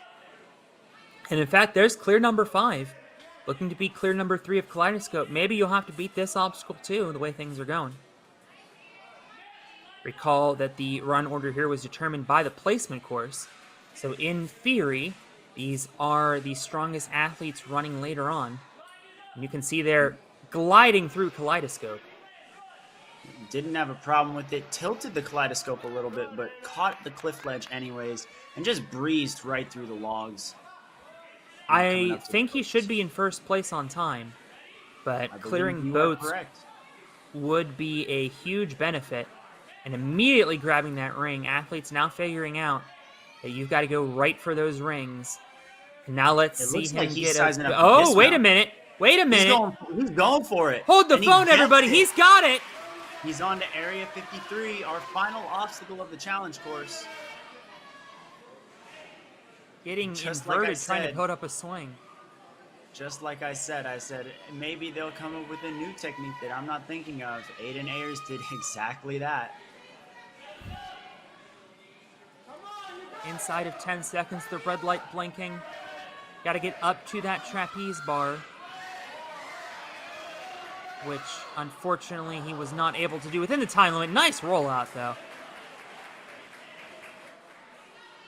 Definitely a bright future ahead of this young man. One more look at the beta break. Crazy. We'll see if other competitors will try to replicate that success. At the same time, today's theme is risk. We could see a lot of athletes try to take that risk and end up having to use a redo, or we could see more success in skipping that second boat. Our next athlete's going to be Mason Morris out of Next Level Ninja.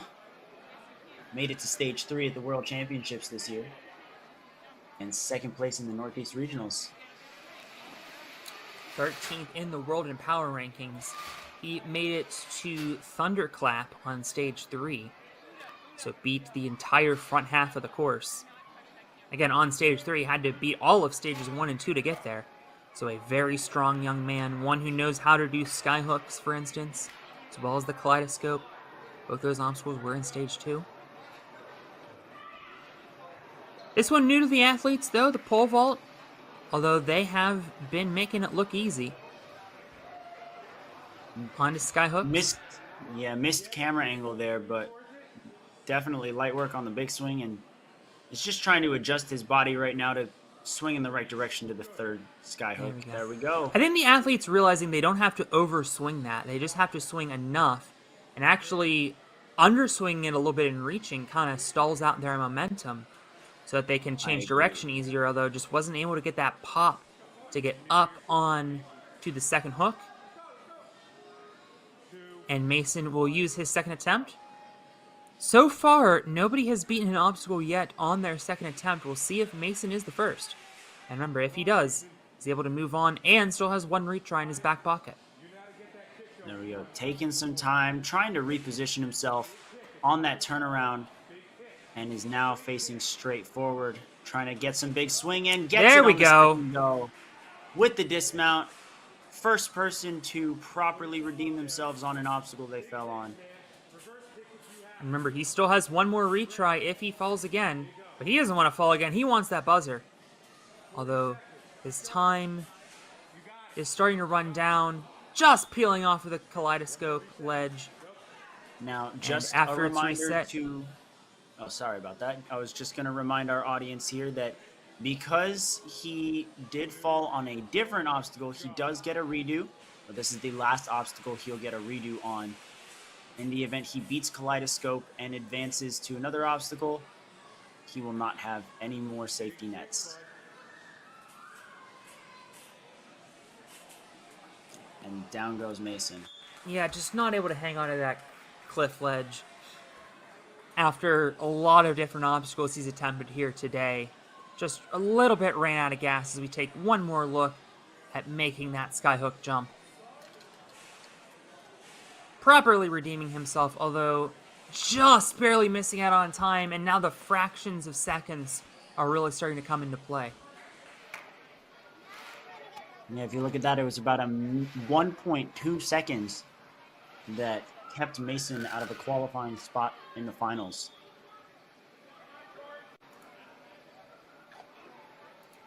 Jorge Armas, our next athlete, another one that made it to stage 3, had the same result as Mason going down on Thunderclap.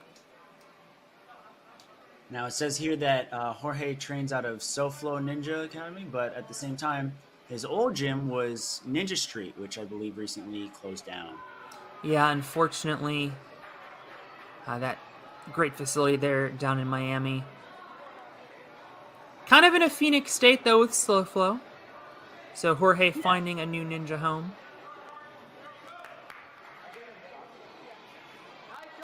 Very quick through the big swing there. Visualize, George, pull up, pull up. There you go. Nice. And now, interesting move there, changing up his hands. Is he going to go for the early dismount, or is he trying to pop off that ring? No, Looks he seems like to be early looking at dismount, that maybe. platform. Yeah, his body's definitely aimed that way, but that lock-off drop did throw off his swing a little bit. He's kind of Yeah, he bobbing needs to go up and back to down that right ring. now. Nope, he All right, looks well, like he's going to just send going it. for it. Nope. He needs to I think he knows. redirect. I think he's They wanna looking at that reset to the second ring. platform I think if he it's there. knows. I think he's trying to go for that second ring again, trying to re-correct it. Worst case scenario, he does have a redo in his back pocket. If he wants At to the use same it. time, his time is ticking down quite a bit. As probably is his energy. He does have... Was he the athlete with a... Yeah, he was the athlete with a 50-minute dead hang, so he could be up here for a while. If he wanted to, No. of course. Right. Finally realizing that he should probably reset his swing. That is a good thing about this challenge course format. He was lost there on that obstacle. So rather than using up his remaining time limit, realizing that he can take a second attempt and going to give it another go with the lessons he's learned. Also, you can see the staff moved Matt into a better position.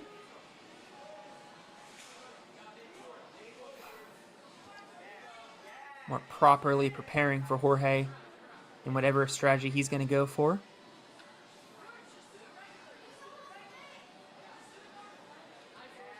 Not changing his mind. Yep. All right, going let's see if he can for get the the skyhook in his traditional remaining time. He needs to And get it that looks like kick. time. Gets it, but time runs out. Oh, tough break. He showed he could do it. Went for the full send, though, and you have to respect that. You could see him kind of swing his arms down, a little bit frustrated with that run, but at the same time, the fact that he held on for such a long time and then managed to do the obstacle the way it was intended Right. goes to show that level of strength. Certainly true. And I should mention, even though Jorge will not finish in the top 4 today, these athletes will get to attempt as many Premier Series competitions as they wish. Perhaps we'll see them next week at Motive. It'll be same time, same channel, Saturday, 8 a.m. Generally going to keep the same order so that you guys know when to tune in for your favorite athletes. Up next, we have another Stage 3 athlete from the World Championships, Gavin Belzotti. So this is the one who said he likes building obstacles with his dad. We'll see if they've built any skyhooks in the backyard at all. Well, he beat the skyhook equivalent at the World Championship. It's true, the Vortex was a lot techier, honestly. But this requires a very intense change of direction, which our athletes are starting to get the hang of. And Gavin makes the jump. That's definitely one of the advantages of getting to watch other athletes run before you, which is why that placement course is so important. Up to the first bar of Kaleidoscope. Let's see if he can make this Cliff Lachey. Hit it. He dead does! On. Perfect grab. And now, That thing barely and now moved. 3 athletes beating that Kaleidoscope, and with it the log run. We may see that you need to get to boats. In fact, actually, I take that back. That's the 4th one. You now have to get to this obstacle to qualify. You for are the correct. finals. I was just about to say. Oh, down Peeling you go. off of that first cliff ledge of the boats. I'm going to do a quick obstacle reset and then give him a 3-2-1 before Gavin can use his redo on the boats. This is definitely a creative obstacle. You love to see what the course designers here at Ferox are pulling out, and you're going to see more and more cool obstacles and unique obstacle concepts as we move through Premier Series. And he knows what to do now, going right for that ring. Still 20 seconds, so plenty of time. He's looking at the dismount. He's doing the same thing Aiden did, and he gets it. And it works. Not too much time left, but enough time to clear this, possibly. Just He's has got to be get efficient with the moving. swings. That 10-second timer is now ticking. Yeah, this is a far grab up to the trapeze and just not able to make it. I think he ran out of time anyway. He did. As we take one more look at the second runner to beat Boats today. The way things are going, you will need to beat this obstacle as well. Yeah, currently we've got 2 people who have advanced to Area 53, but our 3rd and 4th place runs were to the Boats. Perhaps we'll see more early dismounts, and that could drastically change the leaderboard. I believe this is our 4th straight athlete that was on stage 3 at the World Championship. 20th in the power ranking, also 20th at the World Championship. Coming out of Warrior Factory. He'd love to repeat that trend and get even better at the Premier Series finals. Needs to get there first by being in the top 4 in this competition. Made it through Party Hats and went down on Pirates Cove after beating the first 2 stages to get to stage 3.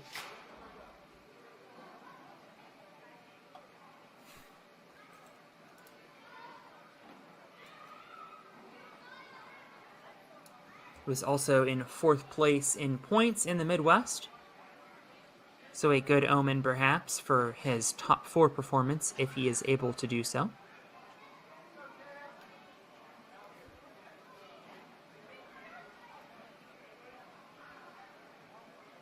For those of you that are new to the WNL scene, this Warrior Factory contingent, one you're going to become very familiar with, especially up here in the Northeast.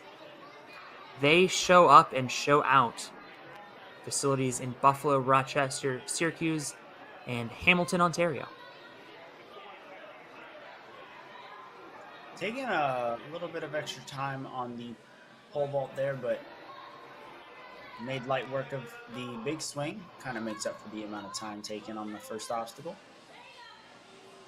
Now the sky hooks, originally a crux point, now something that just has to be overcome. Fall on this and you can kiss your chances of qualifying for the finals goodbye. Well, if you fall twice on it, remember, you do get that retry. Fall twice. You are correct. We're all learning. Yeah. And then if not, they can just come back next week at a different gym. Or the week after that, or the week after that, or the week after that. That is true. We have 8 total competitions, 4 different continents. But that excites me the most. Oh yeah, we're going to see so many strong international athletes. Folks that you and I may be familiar with, but a lot of the folks at home may not be. Exactly. And it'll be quite a great way to get those ninjas on other people's radars. Great! There we go. Look at that swing on the second attempt. Very smooth as he just went for a quick swivel. Nice little 180.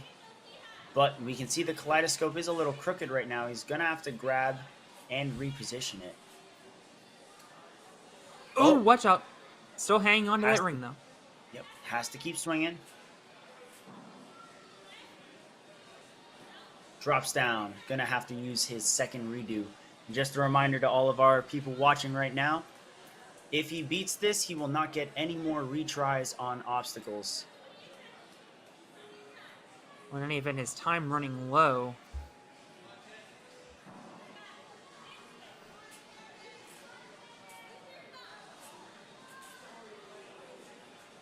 See a big reach. Oh, not able to get up there. Slot. Popping up again, and it just slips out of grasp. Still a great run out of Camden. Put up a lot of fight. Yeah, beating skyhooks has turned out to be a huge accomplishment, one that very well could put athletes in the top half of this challenge course. Now we see Braden Powers. How about this? 5 straight athletes now that were on stage 3 at the World Championship. Braden beat Pirates Cove, went down on the clock hands. Absolutely insane. But at the same time, this is the Premier Series. This is the caliber of athlete that we're dealing with. And this is something that the folks at home are going to get used to. Every single field in every division is going to be the best of the best, the strongest of the strongest. Less than a third of WNL athletes this season qualified for the Premier Series. And as we move through the run order, we are seeing the athletes that finished higher on the placement course, and in theory are some of our stronger athletes that are participating here today. Absolutely. Braden among those athletes right now. And quickly, struggled a little bit. Is still struggling to pop that ring out. There but we gets go. It finally. Look at that big And swing he's seems to got, be- too. oh, Too big of now a swing, behind even. the hook. There we Has go. to Oh, pop it out maybe to the not. side, twist it. Yep. Oh, Good this is correction, unique. trying to move that around. And now it's back on the hook. And now Trying it's to back improvise on the behind hook. fly. And now he's Gotta got get to that swing rebuild built all up of that again. swing. That was very interesting. We got, just a little bit more. It was about 6 inches away from that ring. Still not going in the right direction. And there we have it. There we go. And has great momentum now in the forward direction. Yes. Come on, Braden. Positioning is optimal. Building up that swing. Might be getting a little bit crooked here. You could see that 1 foot Makes the kick jump technique as he tried to slow his swing down before shifting directions. Something that not many athletes utilize, but is definitely good if you know how to use it. He's getting side to side. He's got that dismount dismount finally out of there. But only has a little over 10 seconds remaining on the clock. Had to send it up for Kaleidoscope. Will take his retry. When he gets back up there and the clock starts again, he will have 9 seconds to try to beat this obstacle. 9 seconds. All right, Braden, let's see what you got. Not able to get the grab and is just going to run out of time. He has the best fight of the day award, able to conquer those sky hooks after getting really unlucky and getting that strap caught on the hook.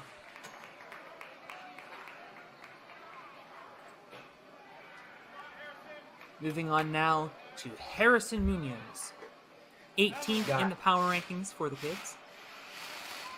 Harrison got top 3 at the Southeast Regional Championship this year and is part of our all grip team. We'll see if that grip will help on obstacles like the Kaleidoscope and the boats, or if he can get there in the first place, which I think he definitely could. Like Jorge, he is coming out of the SoFlo Ninja Academy down in Miami, Florida. This is Harrison's 2nd year doing Ninja.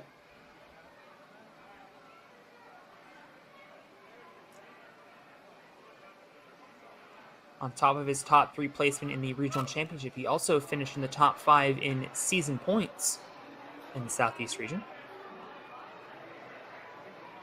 So definitely one of our more prolific athletes. Was very quick up the pole vault, not wasting any time on these first 2 obstacles. Time is definitely still a major factor in all competitions by the WNL, especially the Premier Series. With such a competitive field, you really do have to get to the obstacles and to the buzzer faster than anyone else, with 19 athletes being eliminated today. Not eliminated necessarily, but just not qualifying. Right. They can come back, and we'd like to see them come back. Harrison sizing up Kaleidoscope, making very light work, a very wide leg swing. Great catch onto the cliff ledge. Getting the cliff grab. Minute to go. Running right across log run. Speaking of sailing, let's see if he can do the same on the boats. At the same He'd time, be I the believe third today to beat this obstacle. I believe his time does put him in the top 4 to this point. Okay, now this is interesting. He's found himself backwards. Always got to make sure the right hand is going on the right object. And, okay, improvising here. Yep, he was turning his head around looking for the big what a smart move! Wow. A genius move, even if it didn't work out. Yeah, I thought he was looking at the dismount. That was way better than what I thought. Really trying to turn Obstacle himself study. around on that ring. Going for a 180 grab on the boats. And the timer does pause during the reset period.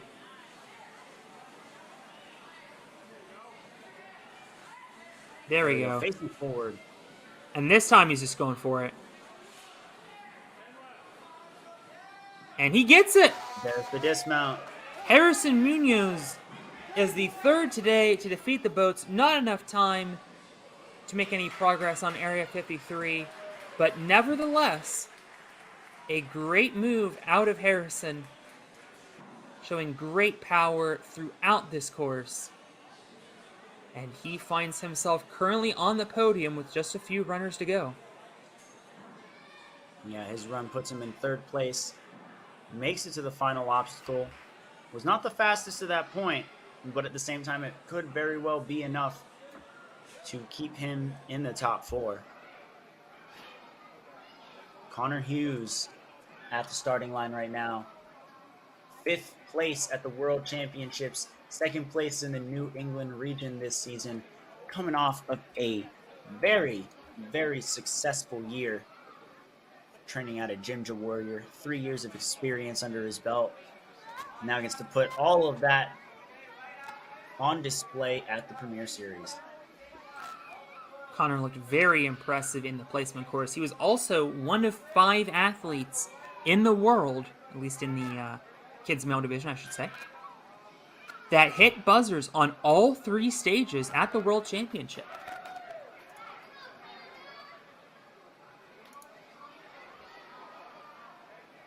So Connor definitely showed off his strength.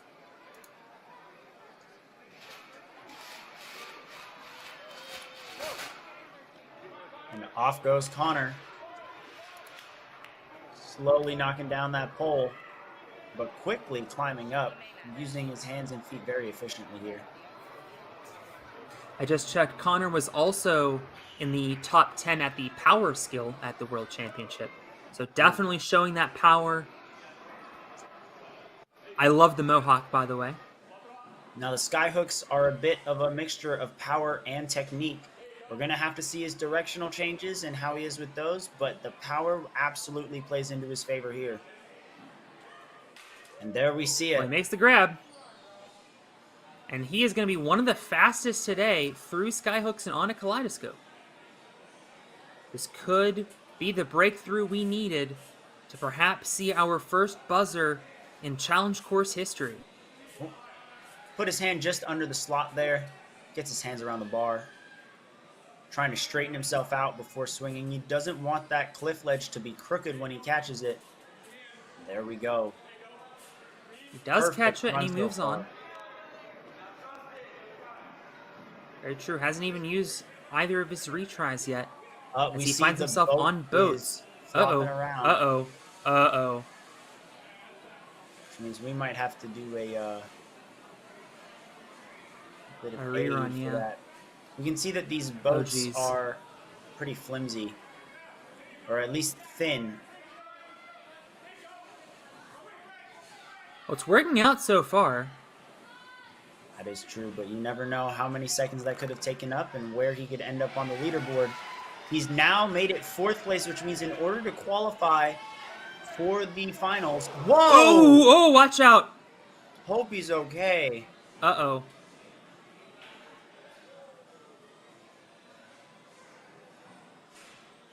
We Well, see him generating in the power. meantime, while we're waiting talking for- about top 10 in power at Worlds, and we can see why, taking very few swings. So Connor's run technically still active. He had a couple more seconds, but... Okay. Alright. Perfect. We just heard in our earpiece that Connor is A-okay. He popped right back up, and he is going to find himself, there we go, in 3rd place. So I think they just ran out the last 2 or 3 seconds of his clock. There we go. Glad to hear he's okay. It was a very intense looking spill, but looking at the top 4 now, You do have to make it to the final obstacle. And we also just got confirmation that he will be getting a rerun on the course. The first boat was off center and not set for him. So he will get to run this course again with a chance to better his result. Granted, I'm sure he'll need to again, take a little making bit it of a to the breather final after that obstacle spill. could be pretty big, but at the same time, getting there faster now is something that Connor is capable of and potentially would like to do. Currently, if two athletes do better than Connor, out of the three remaining, he is knocked out of the finals. But if he is able to better his time, that could be the difference between qualifying and not. Reese Chaplin, another athlete that made it to stage 3. I just saw that he finished 8th in Strongest Ninja, so had a very consistent world championship across the board. He also finds himself 17th in the power rankings, so certainly a strong athlete.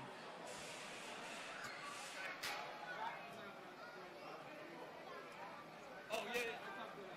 That's why I was asking her when you yelled here. While it's on the top of my mind when we get to the rerun, it'll be the better of the two runs that counts, so even if Connor doesn't improve on his run, that first run would still stand. Which potentially could still get him into that top 4, but we have 3 very strong athletes behind him.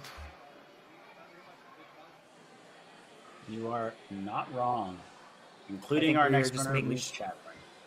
I think we're just making sure that the boats are right in perfect position. Don't want to have to give out more reruns.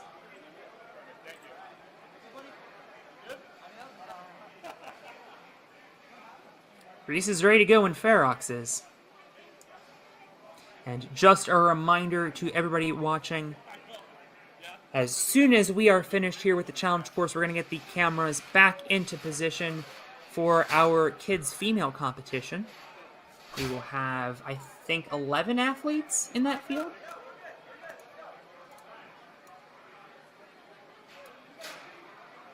We have 10 athletes in the kids' female division.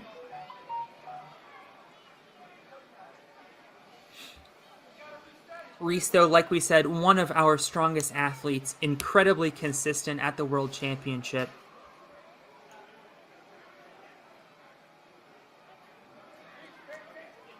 Also rocking some themed socks. I love seeing the fashion statements these guys make on the course. Oh, absolutely. If you're going to run the course, you got to run it in style. And I like seeing their personalities shine in their... the socks in particular, I feel like, when you're repping your home gym on a shirt, the socks might be your next go-to spot to really have your flair. Of the athletes that didn't beat driver's ed, Reese was the fastest. So, hoping to once again be one of our faster athletes, and we can see a lot of quick movement here out of Reese. Good reach, has longer arms than some of the other athletes, so was able to properly extend out to that ring. Got a little twisted, but recorrected his direction very easily and pops right off the skyhooks, coming right into Kaleidoscope now.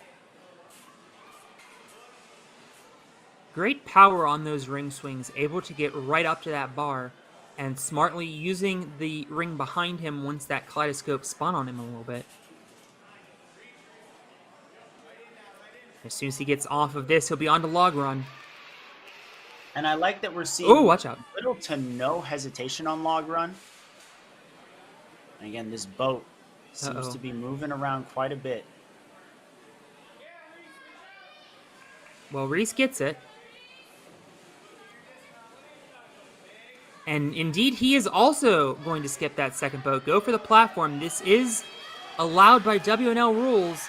He is on, and I think this is the fastest time to Area 53.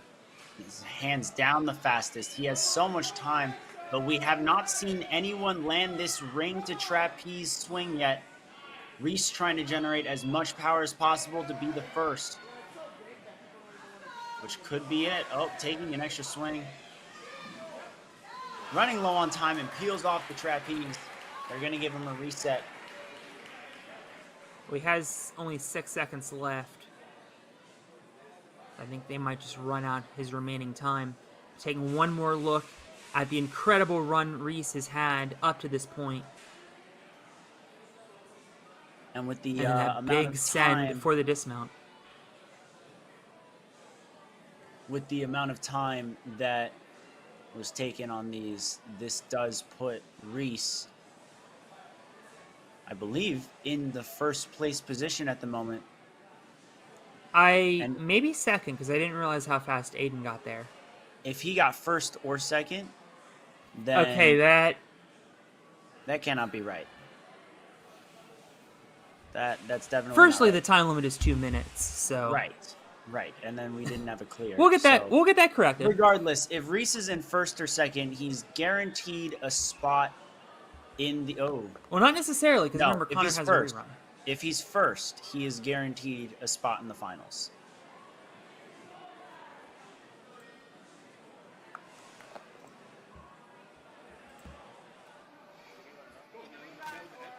All right. Up now is our reigning world champion, Jeremy Casella. Hit every buzzer at the World Championships and did so faster than everyone else. Not only that, he was top 10 in every single event at the World Championships. Barring the tech skill, he was in the top 5 in the other 6. So he went home with a lot of hardware. 4 podiums, obviously, though, finishing stage 3 the fastest and getting the trophy that everybody shows up for. Had an incredibly consistent regular season as well, being second in the power ranking. Out of Jim's Warrior. They're an expanding facility. They've got 4 now up in New England. Wow, good for them. We see very efficient swings out of. Oh, but he's stuck on. It's the second There we athlete today go. that we've seen get that strap caught, but he gets right off of it. Good pop out and forward. Good direction change as he saves a little bit of time, or makes up for it at the very least, getting off the sky hooks.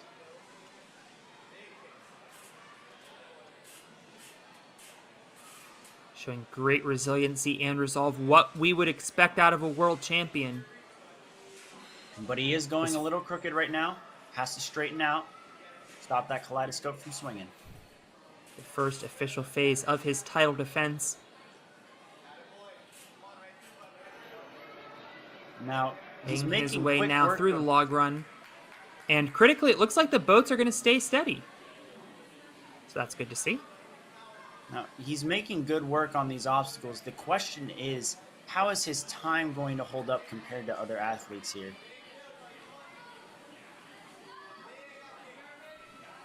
There we He, go. I think, is also going for the dismounts. Absolutely. Which is precisely what he does. That should get him on the podium. Keyword should. Well, in any event, he'd love to beat this obstacle, become the first today. He needs to get up there, but he's running low on time. His The lights feet are flashing so inside high of when 10 he's seconds. swinging. He's the first to get Gets the it trapeze! Gets the ring! and runs out Come of on, time. Jeremy! Did he run out of time? Or what's Oh, happening? so close. Oh, yeah. You can see that blue buzzer in the top left of your screen. That's all he had to get to. But a great run.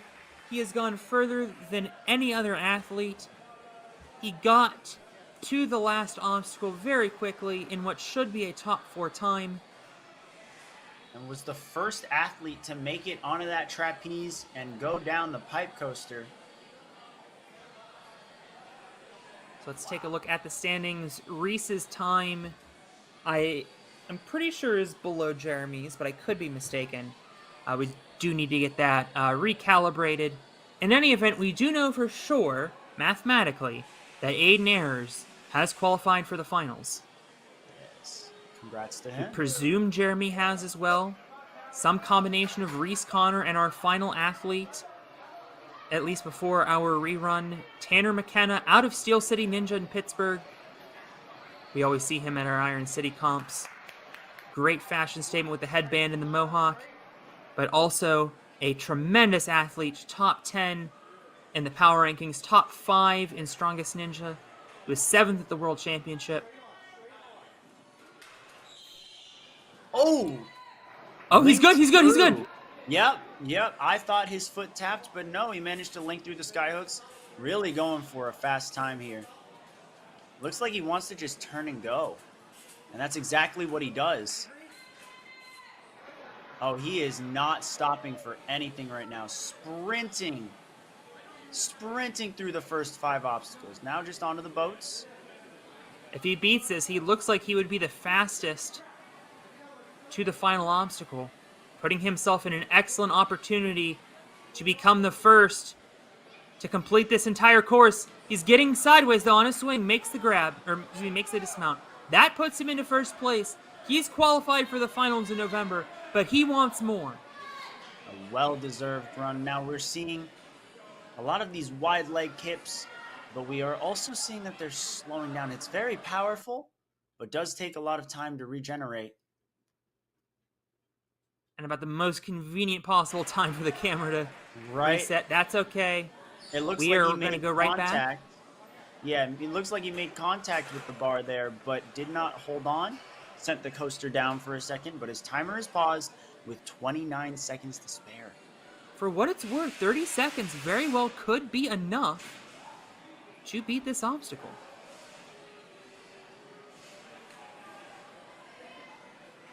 Here we go. Tanner's second attempt. Swing.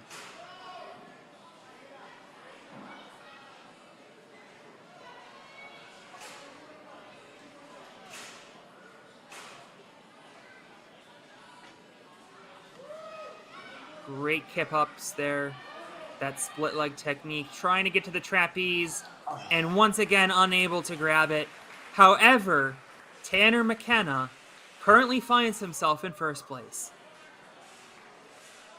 Wouldn't that be something? Pulling off a sweep of both the placement and challenge courses as we see how well he glided through those first 6 obstacles.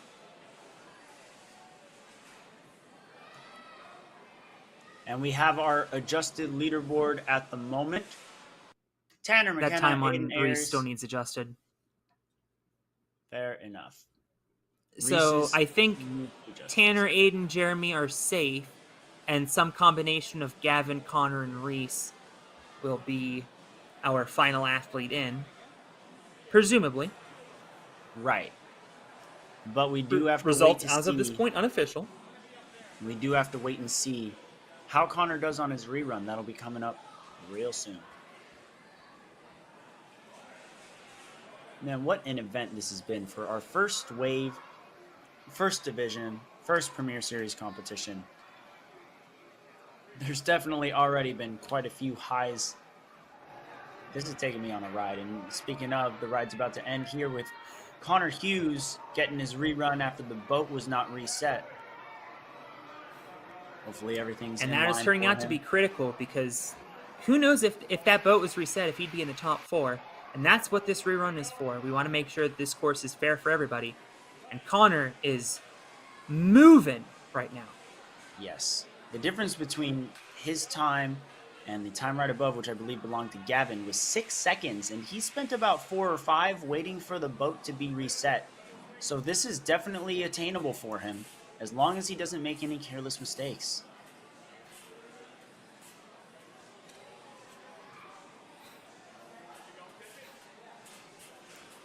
Loading up the swing, making the catch of the cliff ledge, and dismounting. Minute to go onto log run. He makes his way through. Boat is reset for him this time. Taking a second, kind of regaining his energy maybe? Shook out his arm a little bit, but now he's going right into it. Going for that early dismount, and you can imagine it's probably the best bet he has at dismounting and getting there in time to lock his spot in. Oh, He watch grabs out! the side and Oh falls. no! Slams the He- platform. right into the post, needed to get a little bit more to the left. So we will get the boat. Gotta let go of that ring. Okay, there we go. He is about to restart. All right. Guess he is allowed to hold that ring. And just a reminder to everybody watching, the better result is what will be final on the leaderboard.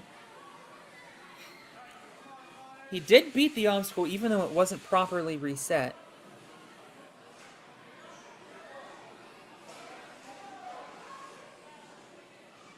Lining up and making the dismount, but I think he ran out of time in the process. Looks like it. As we see red. And so that means that his first run will count. And unfortunately, that puts Connor just out of the top 4. Maybe? He's still going. I don't see a red light blinking. Well, he had 20 All right, seconds. Connor, show us how it's done. Yeah, Connor. Quick reach. Got to make that big pop up to the spinning disc. Oh! Just missing it. Almost. And now getting a Twisting little around. twisted.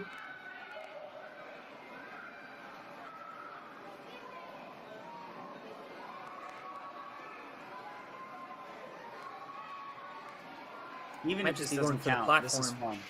Oh! Oh, wow. Gotta respect the commitment there. We have Max there, everybody. He's okay. Well, Connor has certainly had an adventurous Saturday. Absolutely. 2 crazy falls. And taking 2 attempts here at the challenge course. And still we have not seen a buzzer. And it looks like Reese Chaplin's also going to be getting a rerun. Yeah, I don't think the boat was reset for him either. Recall Reese was the 3rd place runner on the placement course, the fastest 2 drivers ed that did not complete it. I do remember seeing one of the staff members with a PVC pipe against the boat, and as he made contact, it did kind of clash back and forth. You could argue there was a bit of interference there. Probably why you got that rerun. That is correct. We do want every athlete to have a fair opportunity, especially in this new Premier Series, which is reserved for the best of the best, and Reese very much is one of them. Oh, and he gets a caught back on the hook, unhooks it. It's a great power out of Reese.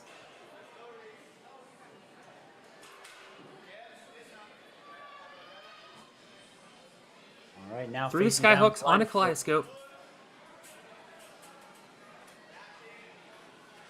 Trying to match his hands up properly. Generating swing as much as he can. Great grab. Now he's gonna have to move through the boats if he wants a shot at that top 4. Time is definitely not something he has a whole lot of. Definitely has enough on his run to get to the buzzer. But if he wants to, at the very minimum, secure 4th place, he's got to move. And Uh-oh, he lost the falls. ring. But He you know gets what? another His chance, timer though. is frozen. His timer is frozen. Still has 50 seconds. That could be enough time.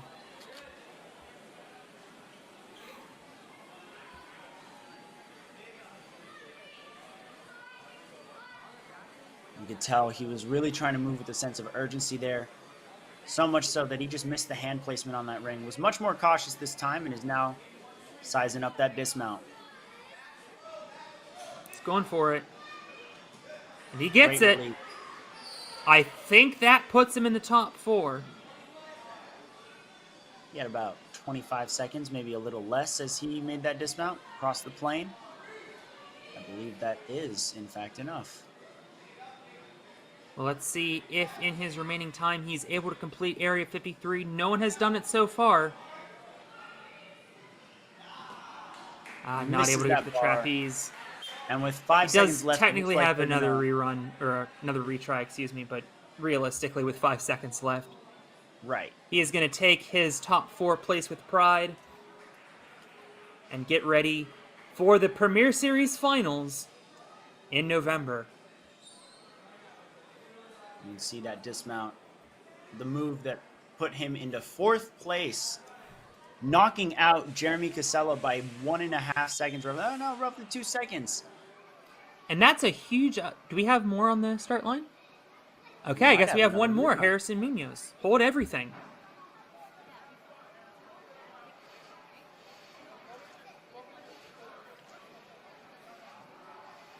Harrison made it to stage 3 at the World Championship. And although he wasn't in the top 10 in any of the individual stages, he did manage to find himself 11th in the Strongest Ninja, both because of the consistency he showed in skills and powered by a 4th place finish in the grip skill. Now Harrison is going to have 1:29 to jump into that top 4 spot by getting to Area 53. But of course, he's got his eyes set on the buzzer like all of these athletes do.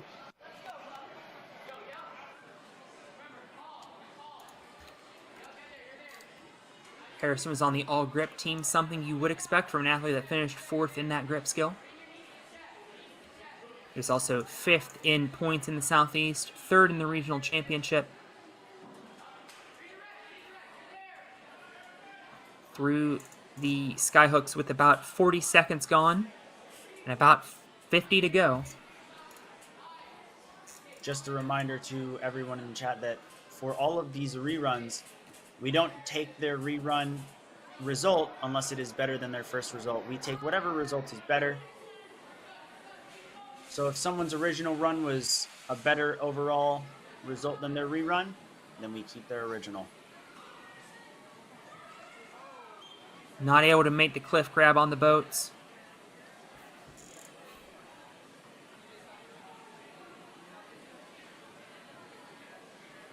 Harrison taking the reset time to chalk up. There we go, now he's gone.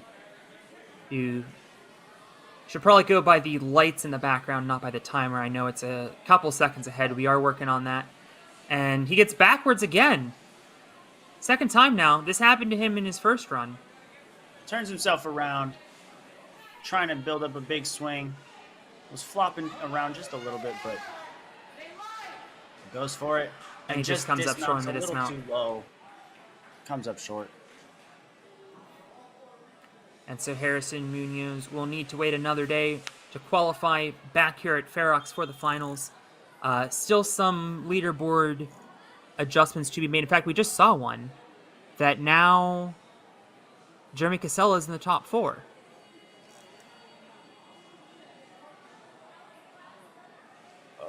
So if what we are seeing on our screen is correct, Tanner McKenna and Jeremy Casella, both of whom hit the buzzer on the placement course, will be advancing. And for Jeremy, the world champion, just sneaking in, just goes to show you the power and the quality of these athletes of the Premier Series. They will be joined, unofficially, by Aiden Ayers and Reese Chaplin. Just waiting for incredibly strong athletes, well-deserving of their top 4 spots. All of these athletes did an incredible job here today. And Absolutely. obviously, sorry, continue. I mean, these were the best of the best that were even able to qualify for this Premier Series, and they had a very tough course. Probably one that's harder than ones they're going to see in the regular season. Oh, absolutely. And of course, we can see a couple of multiple names, duplicate names on the leaderboard because of the reruns and whatnot. So when we have our official set leaderboard, when all of the Ninja Work stuff is figured out and all of our timing is official, we will let you know which 4 athletes will for sure be advancing to the finals. We also will be kicking off the kids female division. We just need to get the live stream cameras back in their original position, and we will be back shortly for the kids female division here at Ferox in the Premier Series.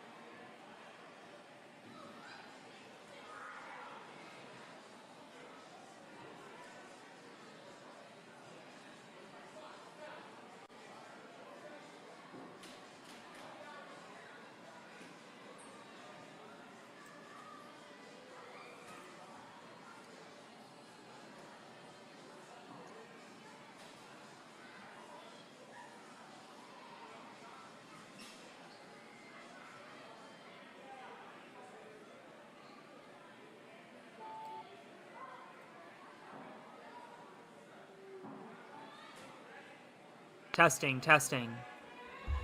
Perfect. Welcome back to Ferox Athletics here in Brooklyn, New York. We are about to start the kids female division for the first ever World Ninja League Premier Series competition. But before we head to that, we just briefly want to give you the final standings from the kids male division now that we have everything sorted out.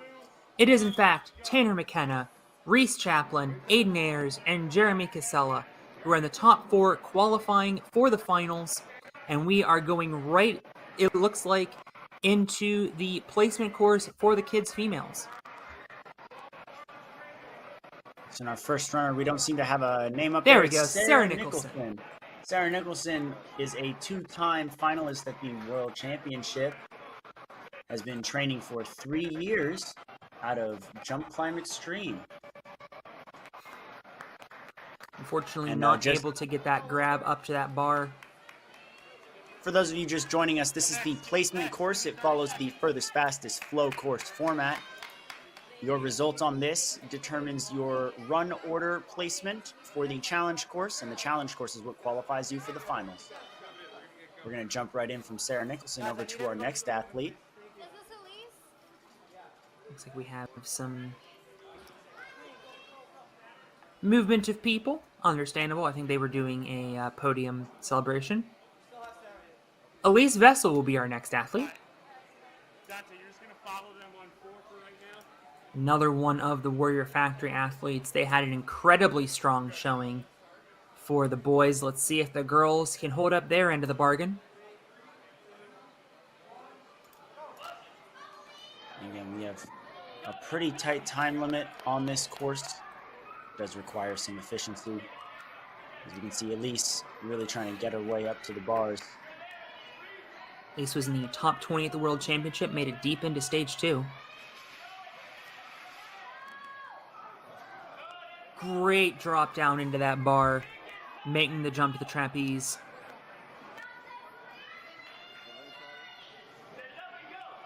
And again, we're seeing See if some she's the really first. pro moves out of Elise as she quickly gets off and is headed straight into the ring slider. Then to the tire And dash. she did in fact complete tire dash before her time expired. Looks like we are still getting some of our cameras in the correct positions. Great run out of Elise. We'll see her a little later on in the challenge course, which we will explain when we get there. So remember, top 4 in this wave, not necessarily going to be the top 4 that qualify for the Premier Series Finals. It'll be the top 4 in the challenge course that qualify for the Premier Series Finals. And this sets the run order for the challenge course, so those who go the fastest on the placement will know exactly what they need to do when they get to that challenge course. Correct. And we have 10 athletes in the kids female division. They are amongst the top 25% of their home region or amongst the top 25% of the athletes at the World Championship. We are only inviting the best of the best here for the Premier Series. It's going to get very, very competitive. We've seen our first 2 runs now for the kids female placement course. We're going to see our remaining 8 in just a second. You can see some of our athletes over here, including our current runner, Gianna Nish-DiCaprio. Gianna Nitsch. Gianna was in the top 25 in points. She was 6th overall in New England and is coming out of Ninja Mania, and oh goodness, I think something just happened there on that ring. She wasn't able to hold on. I didn't quite see exactly what happened. A tough break out of Gianna. Shake it off, though. Yes, thankfully there is no Still eliminations in the challenge placement course in. course. Correct. Everybody will get to run the challenge course, and it essentially erases the results of the placement course. Our Obviously, next those who athlete, do the best on the placement course have an advantage, but ultimately it's the challenge course that counts. So if you don't do as well as you want to on this placement course, you can shake it out. And Kane, tell us about our next athlete coming up, our defending world champion. Excuse me, our defending strongest ninja. Strongest ninja, Gabrielle Licata, not only was the world's strongest ninja, but had the best overall score in her division for skills, making her the overall skills champion. That means that in tech, speed, power, and grip, she overall outdid all of the other athletes. Let me find exactly what her I have it up placement if you want it. Yes, absolutely. So she came in 20th in stage 1, but she hit the buzzer, advanced to stage 2. That's what matters. And then went 4th, 4th, 6th, 2nd, 1st, 4th in the other 6 events, which included a first place in the grip skill. So that should come really in handy on the challenge course. But she was 2nd in dash also, so very well-rounded athlete. And that's what we're looking for in a strongest ninja. That speed will definitely benefit her here. And that power. Look at that swing. She went straight for that bar. Not even bothering to go for the incline. She just decided to skip on through. With a 45-second time limit, these courses cannot be very forgiving with careless mistakes. And that is something that Gabrielle is completely avoiding right now, making this look easy. Showing why she was first in the power rankings for the kids female. Also made it to stage 3 at the World Championship. Such a prolific resume at a young age. Unable to complete driver's ed, but that should put her in first place. As we take a replay here. That great technique at the end of the Lachey line. And she's in first. By a solid, comfortable 10 seconds.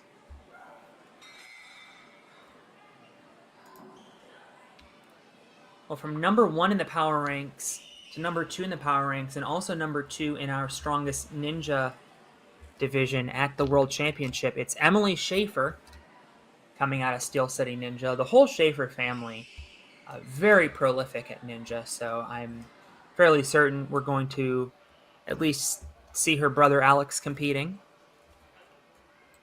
Just going to show you, ninja is a family affair. We have a lot of brothers and sisters competing, both, in some cases, all 3 of them, qualifying for Premier Series. Quick pop up to the bar, not really caring to take extra swings on the ring, which I think might be the way to go. We see a lot of athletes try and swing on the rings, and it does take up some of those extra seconds, especially when you're trying to go for that incline on the bars. Yeah, 45 seconds is very valuable. Each individual second you want to try to save on this course. Emily is being very efficient. We only had 2 buzzers out of 23 athletes in the kids male division. We'll see if the females can pull through as well. Definitely are capable athletes here. But looks like he's going to run out of time. Great run out of Emily, though. See that quick turnaround. She sprints through tire dash.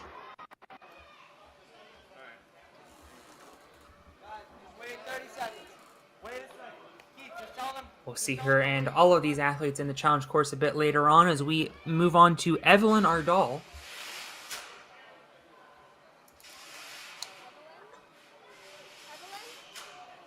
She made it to stage 2 at the World Championship, beat Vortex, so that'll come in handy on the skyhooks in the challenge course. Finished in 19th.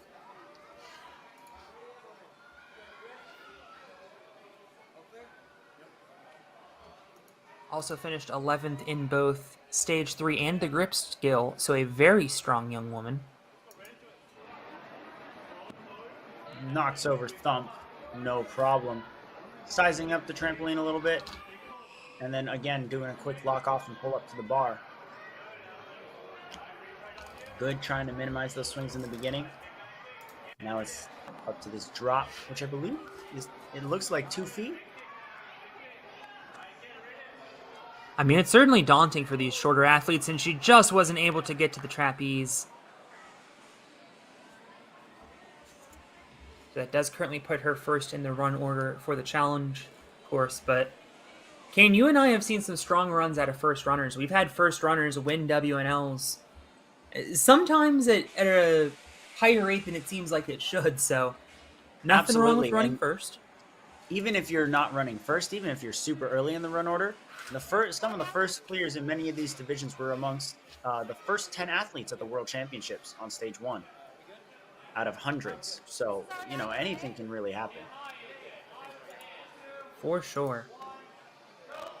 Ariana Merchant Ariana going to be our Merchant. next athlete, looking like she's coming out of one of the ninja academies in the New England area. They have a couple up there: Stamford, Hamden, Windsor. They just expanded, I think, out here to Brooklyn, actually. I was going to say it might be a Brooklyn one, which would make sense. This is a more local competition in that case. Right. We do have athletes coming from all over the country and even the world as we get into some of these later athletes in higher divisions.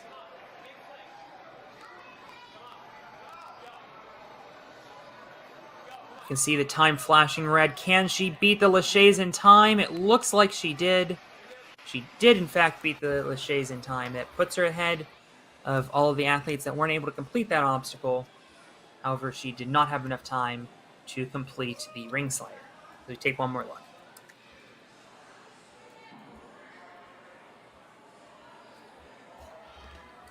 So there's your leaderboard as it stands. Ariana right in the middle, 4th out of 7. Still 3 runners to go on the placement course. These runs have been fast and furious. And remember, folks, if you're just tuning in, we have the challenge course coming up. So we're going to get to see all these athletes go a second time on a much longer course. As we see Juliana Luongo take to the start line. She was in the top 10 in New England points in the kids' female division back in season 8. Seeing some extra swings here, but has the wingspan to easily static up to those bars. And definitely playing that to her advantage. Dropping down a bit, generating great momentum as she heads into the trapeze. Placing her hands mentally. You can see her visualizing. Oh! Just misses the grab, though. A shocker. Looks like she had her hands right on it and just couldn't make the grab. Tough break out of Juliana. We are going to see her back in the challenge course, though. And I just noticed that Juliana hit a buzzer on stage 1 at the World Championship. So certainly an athlete that could put up a very strong run in the challenge course. Just a shocking missed hand placement, and that can do you in on this placement course. You got to go fast and furious and make no mistakes.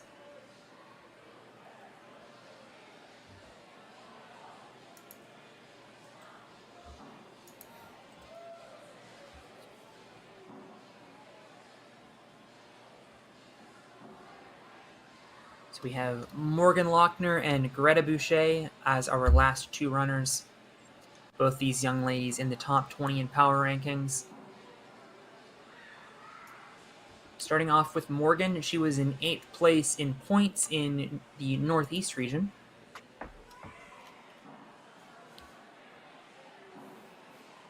Also finished in the top 20 of the Strongest Ninja.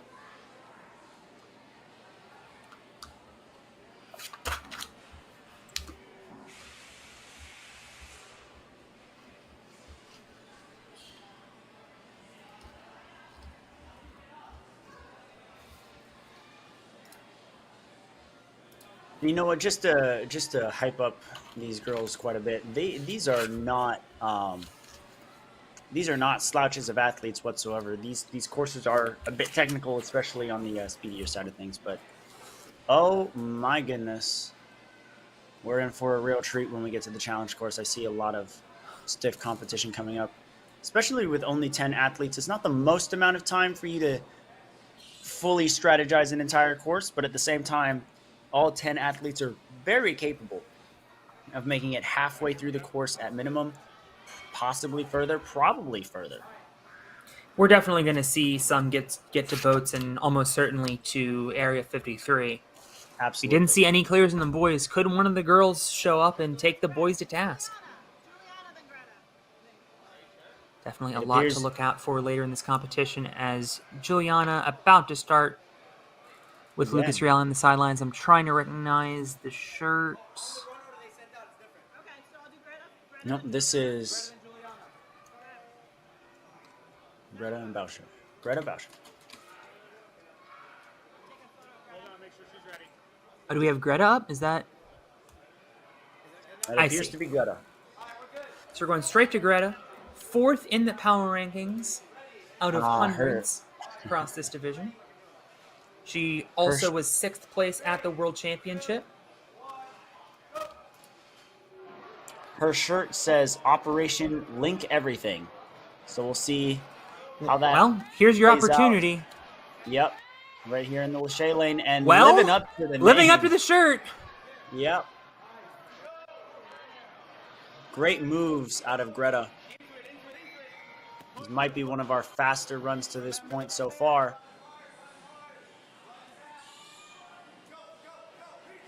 Speeding through tire dash right into driver's ed. Little Has locked an off. outside chance at finishing this entire course, actually. Yes, she does. Oh, Just not missing able to the get that driver. second wheel. Taking look at one more that. look at these incredible links. I'm glad I read that at the time I did because I was like, oh, I hope she links it now. I'm very happy to see that. Now, we're seeing Juliana back at the start line. Hold on, wait for your photographer. Not sure what happened during her first run, but here she is again, coming out of the Grit Ninja.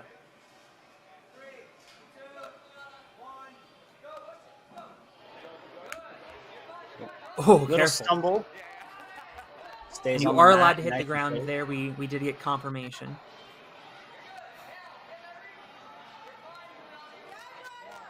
Taking a couple extra swings, really trying to pull herself up, and also linking through. Very smooth. Has plenty of swing, can reach that flying shelf now. There we go. Turning herself around. Interesting. Not able to grab the technique. bowl. Tried to lachey to it instead of reaching for it. Yeah, I thought that she lined herself up perfectly there after that beautiful link. Possibly to just static on the side, maybe hang with one hand and swing safely to the ending platform, but I guess not. Oh, I see what happened. Apparently, in quote-unquote Juliana's first run, that was actually Morgan Laukner's. I don't know how to pronounce Morgan's last name, my apologies. But apparently that was Morgan's run. So our apologies to Morgan and all her fans at home. But we will have that fixed when she comes back up to the start line for the challenge course. And if you want the run order for that challenge course, we're going in reverse order of displacement course. So it'll be Evelyn first, and Greta picking up the anchor leg.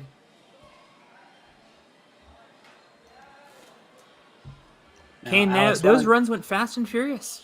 They definitely did, and they were moving aggressive. We saw a lot of mistakes on the Lachey lane, but at the same time, they were not really a lapse in skill. Just a small lapse in judgment as we were trying to push through this course. 45 seconds, not a lot of time to get through 5 obstacles. Certainly true, and we will see these kids females run the challenge course, where they will get second attempts on some obstacles. So we're definitely going to see that aggressive pace in the challenge course. Make sure you stick with us. We'll be back in less than 10 for the kids female challenge course.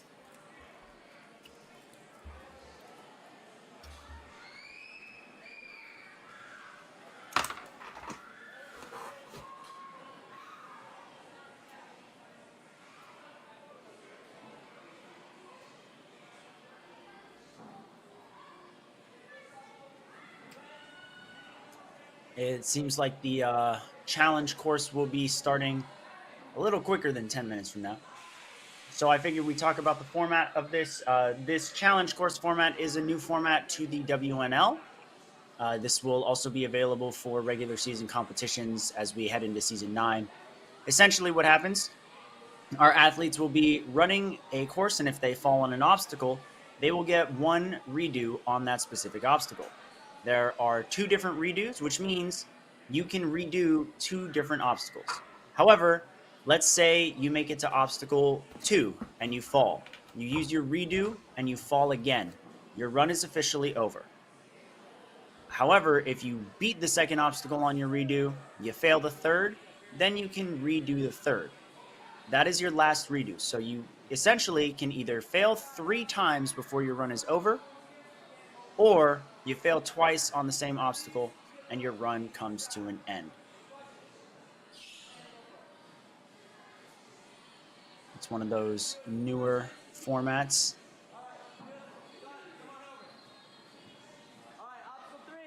Happy to answer any questions in the chat about this new format as well while we wait for our first runner, which will be Evelyn.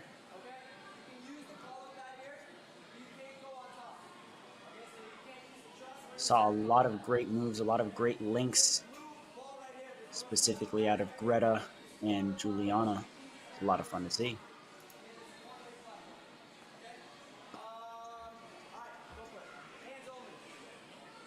No buzzers on the placement course, but at the same time, it's not the most lenient time limit in the world.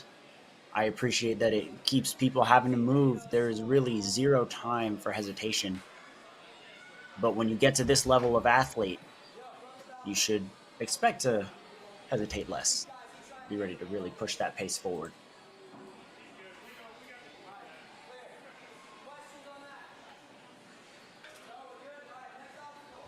I'm just noticing that they're having Tanner McKenna, who came in first, demo this course for our kids female athletes. We are trying to pick up the pace here. Just so you guys know, as soon as we are wrapped up here, we'll be going right into our mature kids division. However, it will be on a separate link, which you can find here on our YouTube channel. Just click on our name down below this video. It should take you to our channel page, and you can get the link for the Mature Kids Wave. Alternatively, you could subscribe and hit that bell, and you'll be notified when we go live. Which will be every week for a while. Yes! We are taking one off in the middle, but next week we have Motive Movement down in Greenville, South Carolina. Already, that is looking like an equally stacked competition, so we hope that you join us down there. And then just a clarification on the challenge course here and on the format of this series as a whole. The top 4 athletes in this division will be advancing to the finals. The finals will be November 18th and 19th back at Ferox Athletics. So we'll end right where we started. Now, in order to be in the top 4, the amount of fails that you have does not matter. It only matters what obstacle you get to and how fast you get there. So quite frankly, be quick. If you do fall on an obstacle, your timer will be stopped, and you will have some time to rest, maybe chalk up a little bit while the course crew, our staff members over at Ferox, reset the obstacle for you, and then they will count the athletes down, and from there, the timer will resume, and the athlete will be allowed to go back on the obstacle.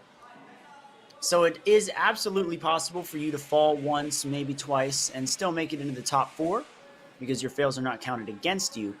However, you do have to move pretty quickly as you have lost time after a fail on an obstacle. Now, Alex, what are you thinking we can expect from this specific field of athletes today on this course? Insanity.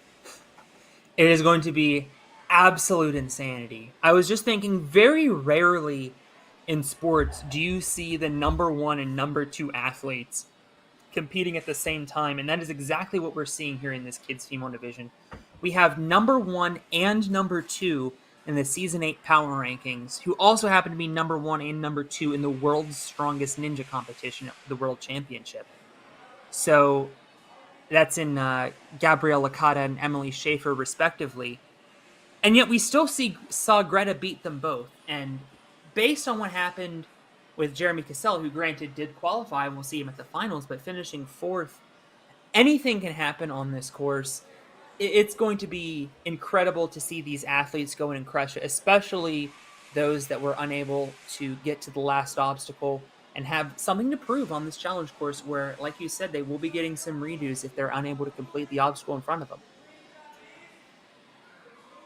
So definitely an opportunity for the athletes to really, show off their skill set. Ninja can be a very volatile sport at times, but this new challenge course format enables athletes to really show off all of their training. Absolutely. Now, we didn't have any buzzers hit in the kids' male division. How do you think that bodes for the females, or do you think there's no correlation? I mean, it's definitely a tough course. 2 minutes is a really strict time limit. I'm not sure if the kids' female time limit is also going to be 2 minutes. If it is, it's definitely going to be a daunting task. But I am projecting that we will at least see some women join their male counterparts on the last obstacle. I would also agree with that assessment.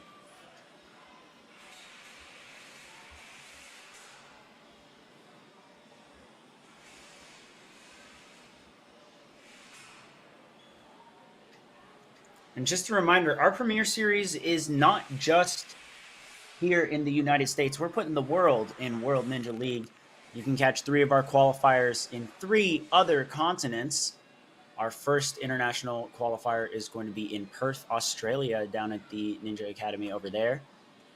And if you're not familiar They with those are- Australian ninjas, you need to be. Absolutely. They're fun. They put up insane runs. They're super strong. And that specific facility is home to some of the biggest ninja-related events in Australia. Absolutely incredible gym. Great courses every time they host an event. Very excited to see what they have in store for the top athletes in Australia. And After that, I'm sorry, go ahead. oh, I was just about to say, after that, in mid-September, we head on over to the UK for our True Function qualifier. We're going to see a lot of ninjas from around Europe. I think it's Israel first. Oh, Israel is first. That's right. And I had that the other way around. Well, we're taking our first real step Quite into right. Israel and the continent of Asia as a whole with a qualifier over at another Ninja Academy. Lots of Ninja Academies we got going on here, but it's awesome.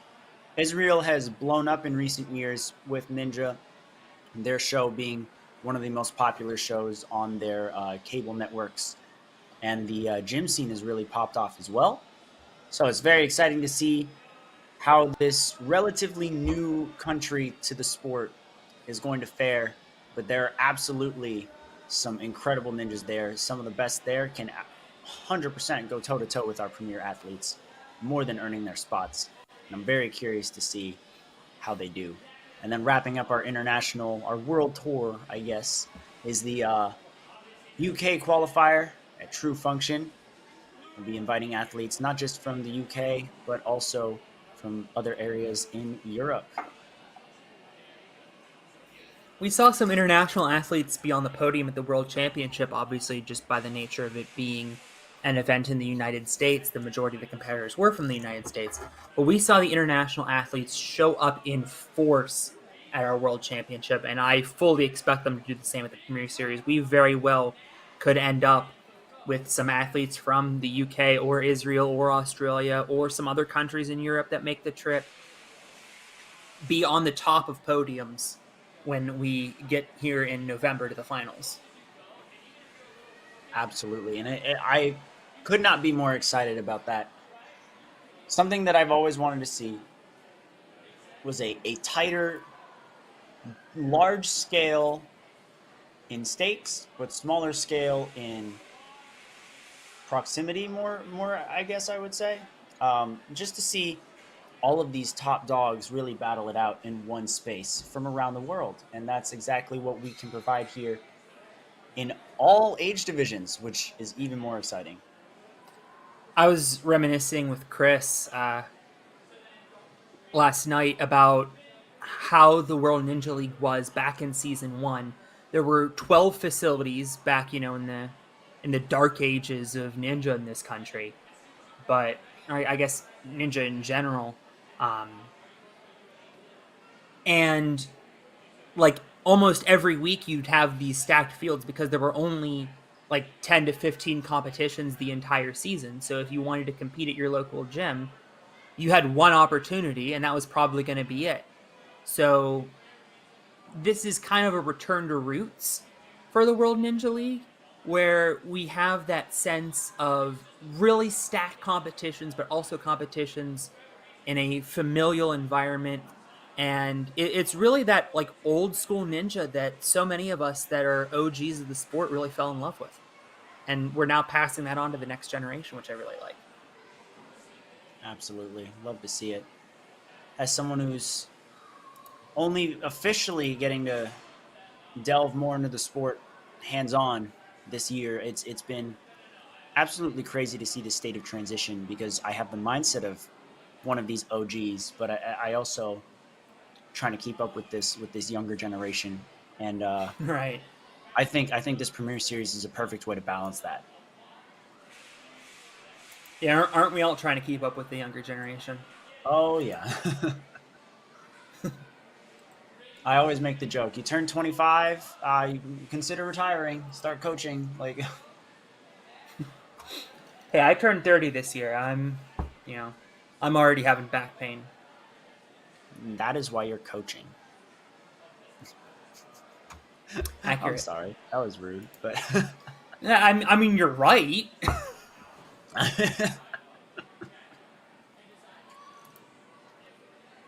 fair enough. But yeah, man. Well, it appears that we're still waiting for the course rules and walkthrough to conclude before we get our 10 kids female athletes out here on the course. Unsure on how many adjustments, if any, will be made for the kids female division versus the kids male. We don't typically see too many adjustments on the kids division. It's a lot more balanced.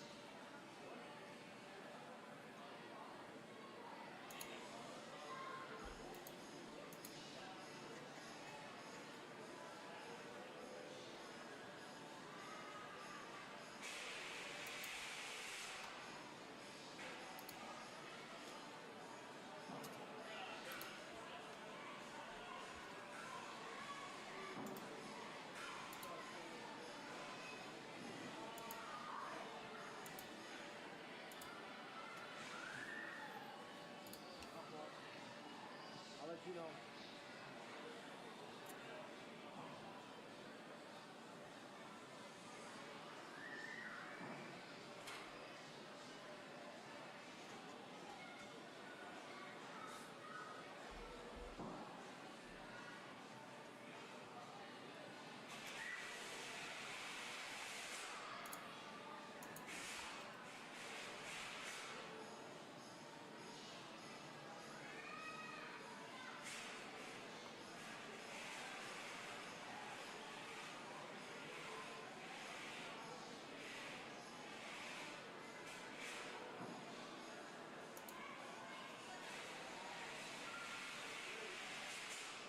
Hope everybody in the chat has been enjoying their watch time. Hope this has been a good experience for you so far. Our first Premier Series competition of 9 this season, including the finals, and hopefully of many more to come in the coming years.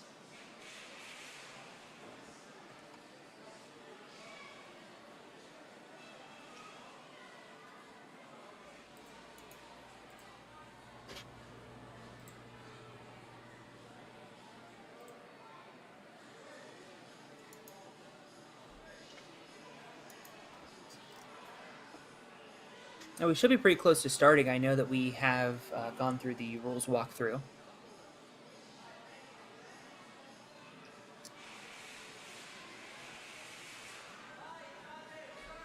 And just a reminder, anything can happen on this course. Even if some athletes will be going earlier on, we could absolutely still see those athletes qualify in the top 4.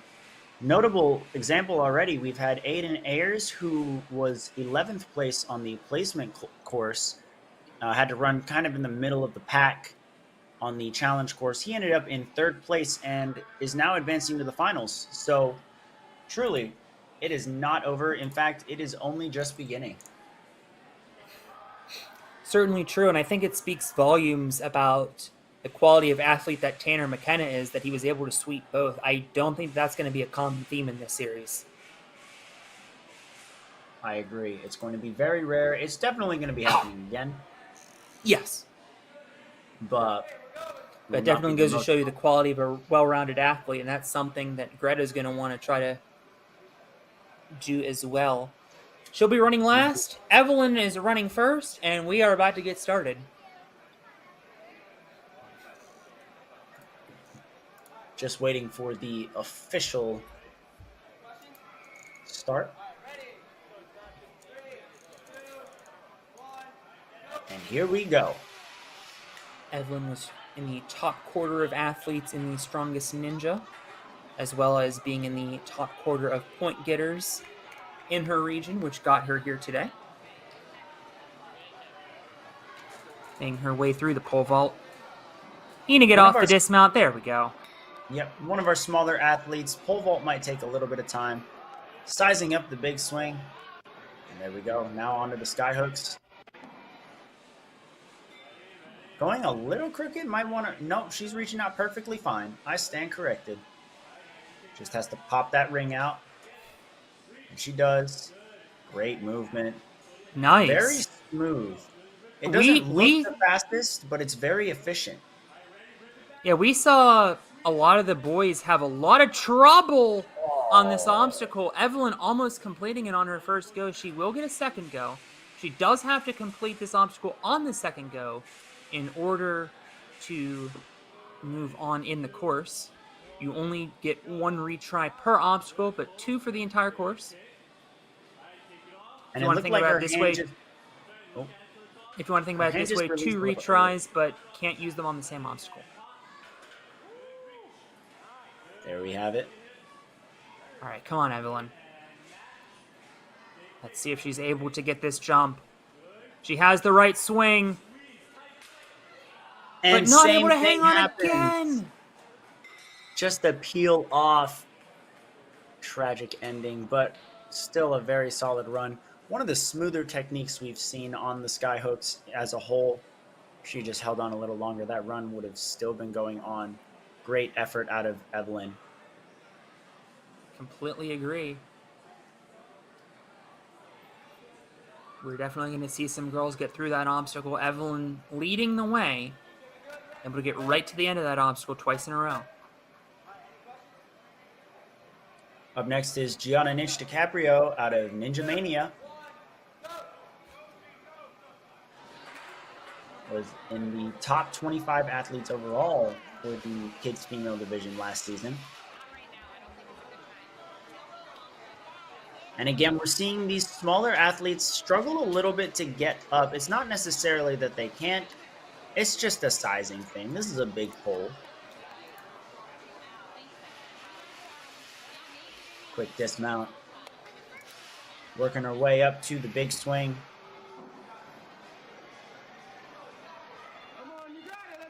Prepping herself for the jump. Misses it on the first go. Oh, didn't make it. Is just going to have to reset briefly. That bar didn't move, so not much reset time to speak of. Giving another go, getting it on the second attempt. There we go. Got a lot more height. Maybe a little psyched out by this obstacle.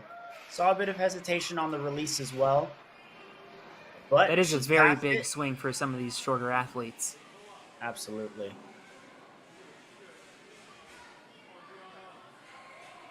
Now she's trying to work her way. Look at that lock off. Right? Great strength. Gianna's going to try to hop this off. Oh, there we go. Going back to the ring. Maybe not. Smart call. Down inside 40 seconds. Not swinging in the complete right direction, but definitely has it now. She's trying to adjust her swing so that way she can properly release on that last sky hook. Straightening out just a bit. Got to kick those hips up a little higher. She wants the power for it. Just misses out. Goes a little bit too early. Now, for our newer viewers here, even though she did fall on the big swing, she got it on her redo, and this is her second redo. After this, if she beats Skyhooks, there would be no further redos, and the next fail would be the end of her run. But it looks like time is going to run out before we can get to that spot. Lights flashing. So And Gianna will be another athlete that's down on Skyhooks. That's such a tough obstacle for both the boys and the girls. We'll get that fixed. That first run was Evelyn. He is currently in first place. Correct. We will make sure that Evelyn is properly credited for her excellent performance here this weekend. There we go. Perfect. Our NinjaWorks team on the case.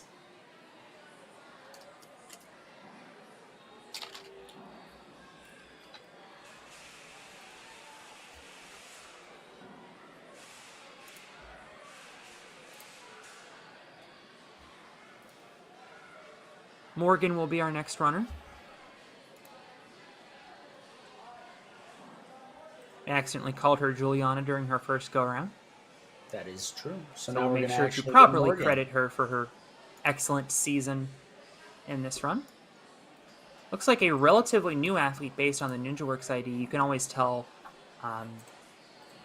based on when the first two digits, you can tell when the ID was created. So she has one that starts with a 2, which means that she started doing Ninja in like the middle of last season. So the fact that she was able to make it to Premier Series is an incredible accomplishment in her very first season in the World Ninja League. Also finding herself 17th in the power rankings. Humble beginnings now bring her to the very cream of the crop in the Premier Series. A little bit taller than some of our other athletes in this field. You could see she covered a little more ground on that pole. Big swing. Right through. Perfect. Will she be our first girl today to beat the Skyhooks? And again, this crazy lock-off strength. Not only is it tough to hold that lock-off, but to be swinging on that for a few seconds is pretty nuts. Oh. Just misses out on that third ring. Grazed I think this is a little bit better of a swing. There it is.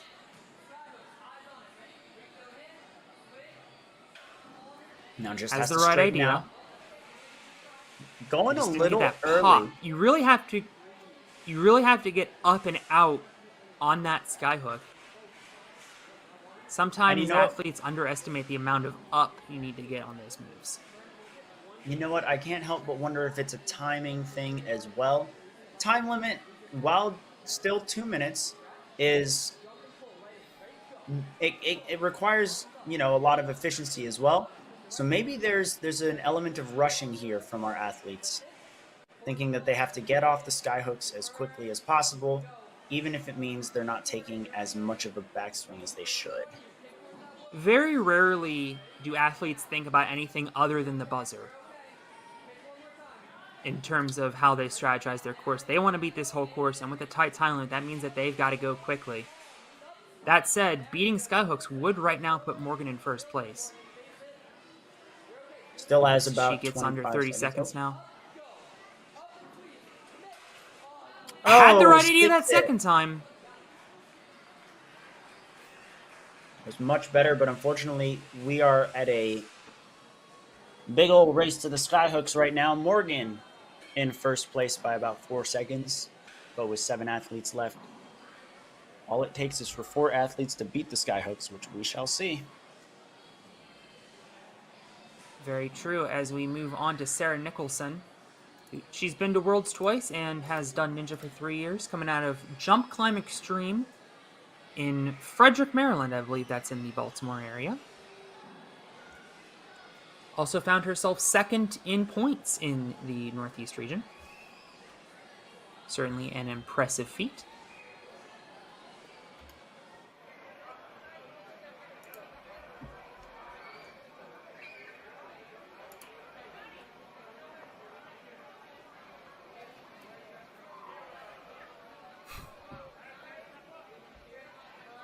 possibly waiting for a thumbs up from the refs. You can see that Sarah herself is chalked up and ready to go. And here we And go. away she will go. Little low Look on at the that, pole. Jump Climb Extreme being ripped in the chat. You love to see that. Ooh, very exciting. Love to see the support. Yeah, she's Yeah, really going to lock started a her little legs low in. on There that it is. pole. Trying to almost use her momentum to get out further.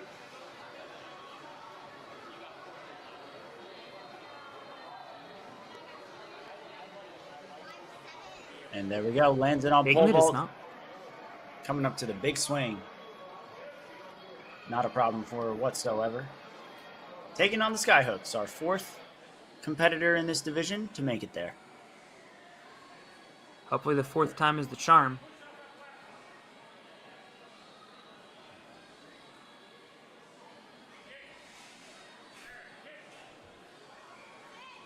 Needing another swing up to that ring. Looks like she's getting a little off kilter. Now straight arming. It's a bit worrisome. I had the right idea, and there goes the ring. It might swing back, now though. she's swinging in a different It's direction. going to swing back. Trying to time her Up swing, and and she's drop just down. going to let the obstacle get reset.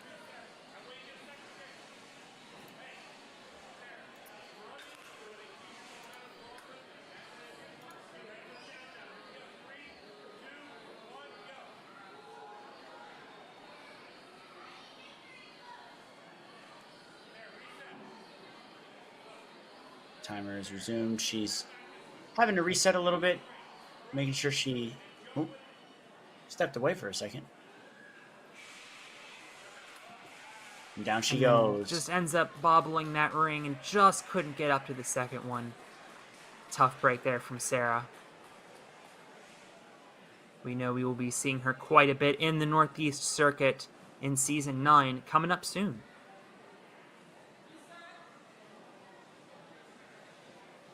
Our facilities are going to be scheduling as early as next weekend, so stay tuned to our social media feeds for the Season 9 calendar.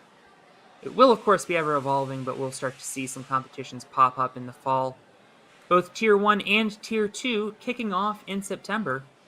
If you're at home and want to be like one of these athletes going to Premier Series, Tier 2 is a great place to start. If you're more of an advanced athlete ready for the challenge of a Tier 1, those will be going on September through April. As we move on to Juliana Luongo, who is 33rd in the power rankings. Remember, that is a worldwide power ranking. So very impressive. She also found herself in 9th place in the New England regional standings.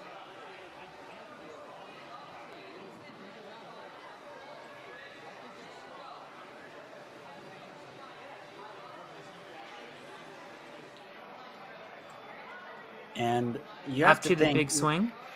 maybe these pauses might not be the wisest on these first 2 obstacles. Given how many people have made it to the Skyhooks, it might very well, for our 3rd and 4th placers at the very least, it could be a race to the Skyhooks. You never know. We still have plenty of runners left to absolutely prove me wrong. But at the same time, it's one of those things where on an obstacle like Big Swing, maybe you just grab it and go. Oh, We'll see just swung a little if off. that ends up being the case. But Juliana getting a little bit caught up here on Skyhooks. Able to make that reach, though. Using that wingspan to her advantage. She's representing the Grit Ninja. And lands it, Got but the hook, but peels not off. hold. Didn't hold on. We've seen now 3 athletes in this kids female division do that. 47 seconds left on the clock for her. Waiting Clock for her. paused while the obstacles reset. And she's shown she has a little bit longer of a wingspan and really nice lock-offs as well. So she definitely has what it takes to beat this obstacle. Hopefully, having gone through it once, she'll know what to do on the second go-round. Oh, almost got the second ring stuck on the hook again, but Saves it. Looks like she's going to go for a turnaround and a big old kip across. Will Juliana be our first girl to beat the Skyhooks? Makes the It jump! looks like it. Not a lot Just of needs time that left, dismount. but she gets Got on it. the kaleidoscope. Deep breath for Juliana, but the light blinking, she's got to go.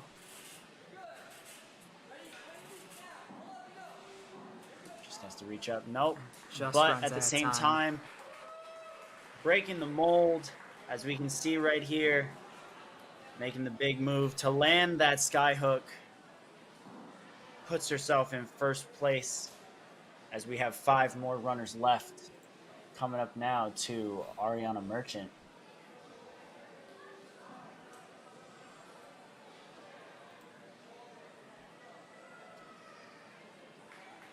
Ariana, another one of our athletes that made stage 2 at the World Championship.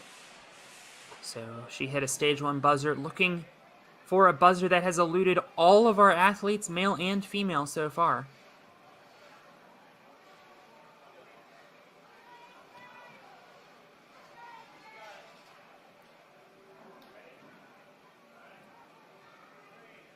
Only 7 years old, so some of these other girls have a little bit of height, a little bit of experience on her, but Ariana has been fierce, has been impressive thus far. And look at that pole vault climbing technique. She just went right up that. That's one of the fastest climbing techniques we've seen. I would agree. And again, not needing much hesitation. It is, at the moment, a race to the skyhooks. So getting there quickly is completely valid and understandable. That might At the have same even time, been the you know, fastest we've seen in this division. To the most Skyhooks. likely.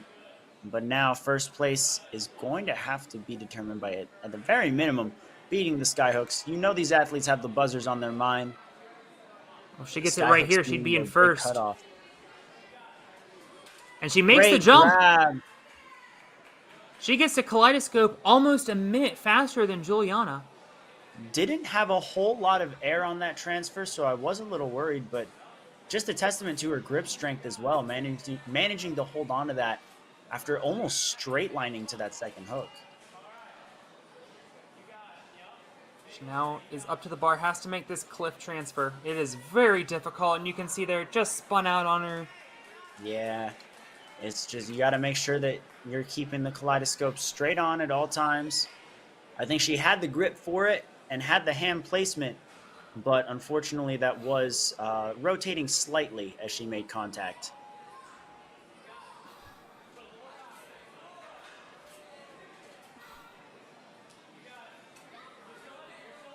Being centered is so key on this obstacle. A lot of times on laches, you kind of go one hand over the other. Really not an option on kaleidoscope. You have to match when you let go and when you grab.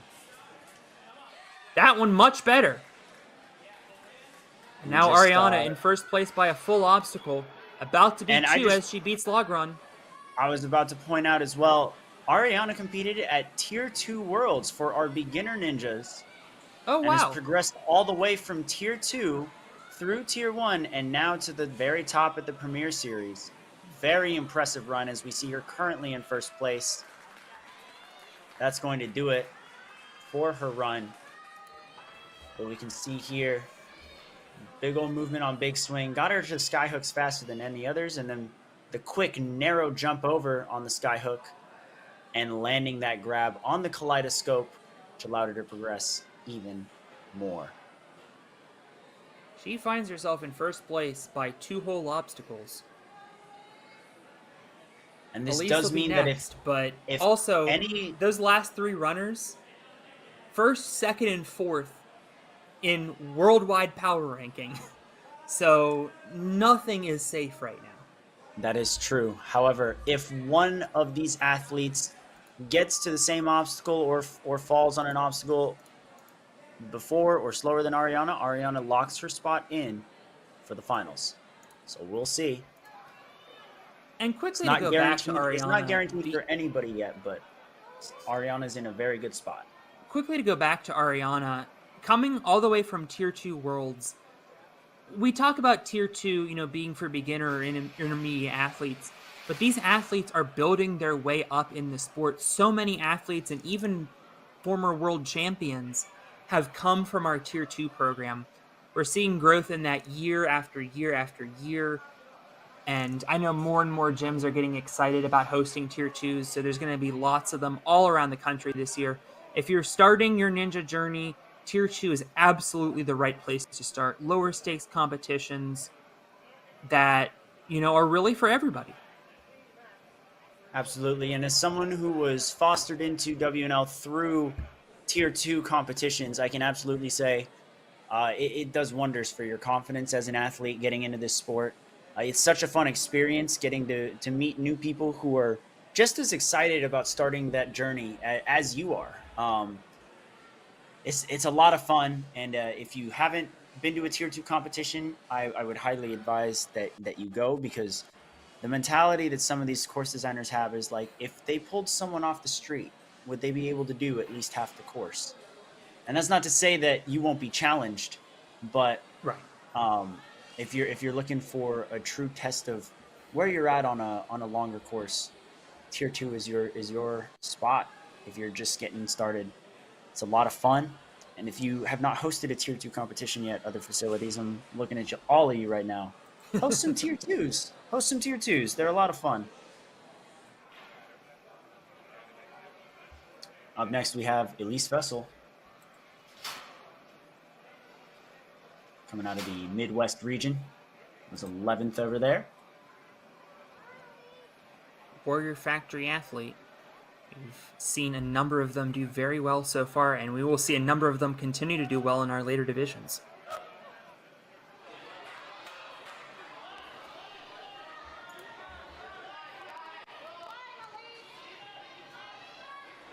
She was also an athlete that made it onto stage 2 and beat both Vortex and Foursquare there, which bodes well for the middle part of this course. She does need to get off a pole vault, though. Finally does. Coming into the skyhooks now. He's also found herself in the top 20 of the strongest ninja competition. Out of over 100 kids female athletes. Wow. Definitely deserving of her spot here in the Premier Series. She's proven it so far. Came fourth in the placement course earlier. Now, beating the skyhooks will put her on the podium for the time being. Getting past Kaleidoscope will put her in a very good spot to qualify for finals. And she has a good swing. There we go. Really generating it. Makes the jump. On, and gets the dismount. Yep, I have been proven wrong. This is not a race to the skyhooks anymore. And we still have 3 athletes to go. We may even be knocking out a skyhooks clear at this rate. Absolutely. I think it's very likely that happens. We're seeing the Kaleidoscope. Actually, no, this is the third one. This is the third one to clear. Yeah, this is the third. Oh, we see this. Yeah, we see it spinning quite a bit. Does throw off your swing. Does peel your grip out just a little bit. Got to make sure that you stay a bit more centered. It's a little tougher with a narrow grip, but it's doable. She only has about 20 seconds left as she resets. So she's got to move. 20 seconds is doable. Yes. It's tough, but it's doable. Although, I'm a little bit worried now. In any event, an impressive run out of Elise. I believe that puts her into second place. That'll be a tough spot to be in with 3 very strong runners to go. But you never know in this sport. We can double check. She's either in second or in third. And she is in second by a comfortable margin in time at the very least. Sure. And as a reminder, you can see all of our results for all divisions live on, live on our website, worldninjaleague.org, all weekend long, and for the entirety of Premier Series. In fact, the entirety of every competition in the World Ninja League. You can see all results live for free. So go on worldninjaleague.org and check out those results as you follow along. in these other divisions. I would also like Emily to point Schaefer. out that with 3 runners left, Ariana is confirmed to have qualified for finals. A huge accomplishment. Congratulations to her. Emily Schaefer, second in the power rankings, second in Strongest Ninja. Well, Fell she deep is in all stage business. 2 last year. Would love to get revenge. She's all business on the course, but you can see her at the starting line having a little fun, posing for the camera. Oh, yeah.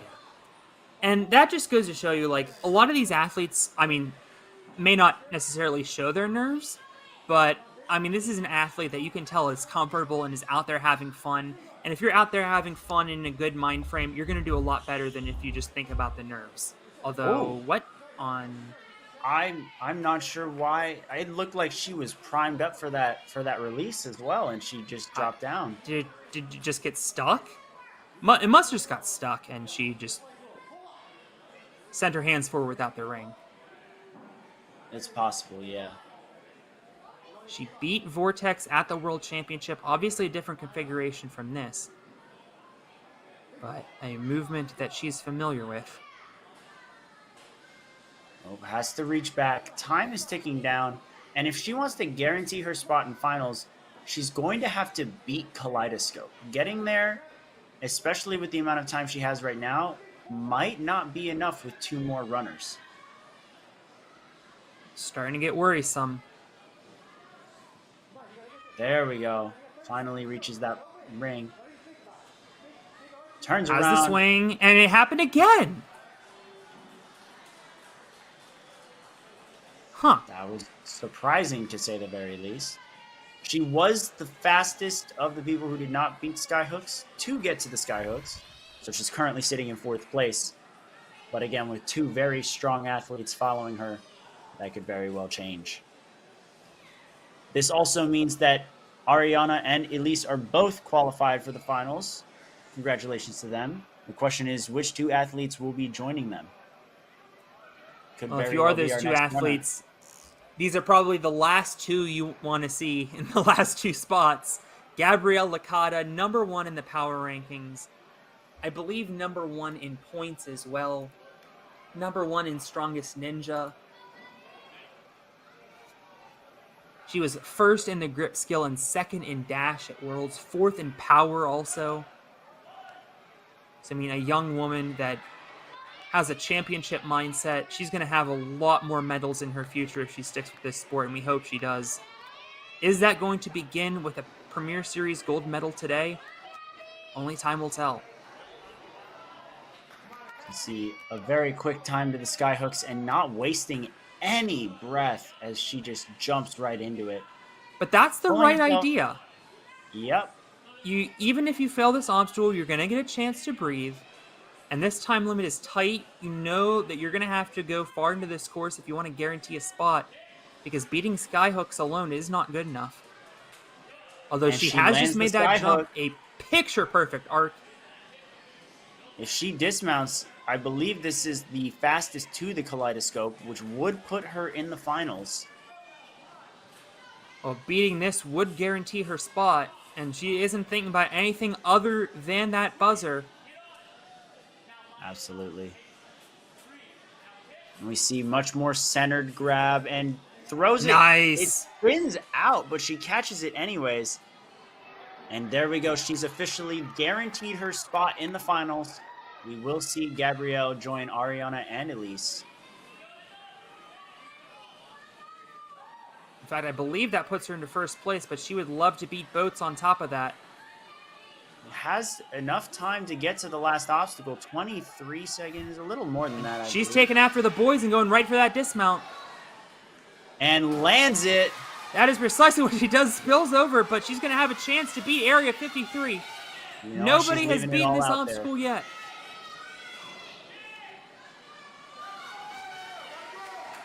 And we see the lights start to flash. Less than 10 seconds remaining. She's going for it. Does not get able it. to get up to that trapeze. I think time ran out anyway. But one more look. Beating the Skyhooks. Picture perfect. also knocking Landing down Kaleidoscope. Kaleidoscope and moving into first place. Incredible. There's that dismount from the boats that really, really locked her into first there. Once again, you can see her at the top of the leaderboard, which means Juliana Luongo is on the hot seat. It's going to come down to her and our final runner, none other than Greta Boucher. So Greta showed up at 10th place in the strongest ninja division, but I don't think that tells the entire story.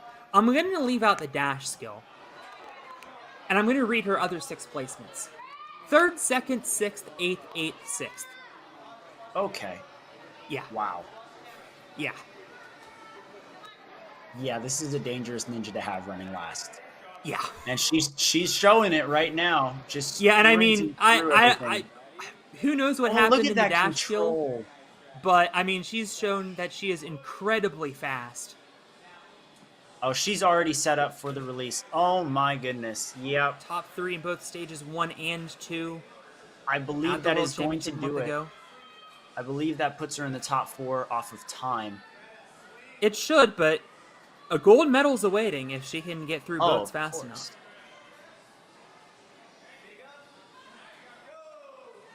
There we go. Jump on Kaleidoscope. Great. Oh. Not enough distance. Yeah, I don't think she got enough of her fingers over that ledge. She'll get a second go. Remember, if she beats this obstacle, she can continue on the course and will have 1 retry remaining. If she does not beat this obstacle on her second attempt, that will be the end of her run. For those of you that are trying to familiarize yourselves with this challenge course format, it's something we're going to see some gyms experiment with in Season 9. So something you should get used to at home. She makes the jump on Kaleidoscope and right across Log Run. She is moving. That should be at minimum top 2. Yep. Which Well, I guess means at we maximum have our top 2. official top 4. We do have our official top 4 now.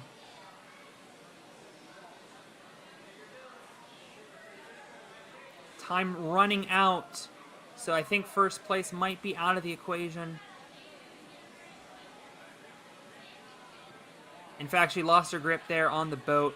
That is a sideways, or a diagonal, cliffhanger ledge. That is a tough thing to grab onto, especially when it's going to rotate away from you. She does still have 15 seconds as the lights begin to flash. I don't know if she... There we go. There's Greta. Yeah. There we go. Tries to static it. Goes in the Okay. opposite direction, though. Is going to have to pull her way around to the rings. And I think she ran out of time there. That is all she wrote. One more look at beating the skyhooks. That, I would argue, was the cleanest we've seen anyone do it. Getting this redemption on the division. Kaleidoscope after falling the first time.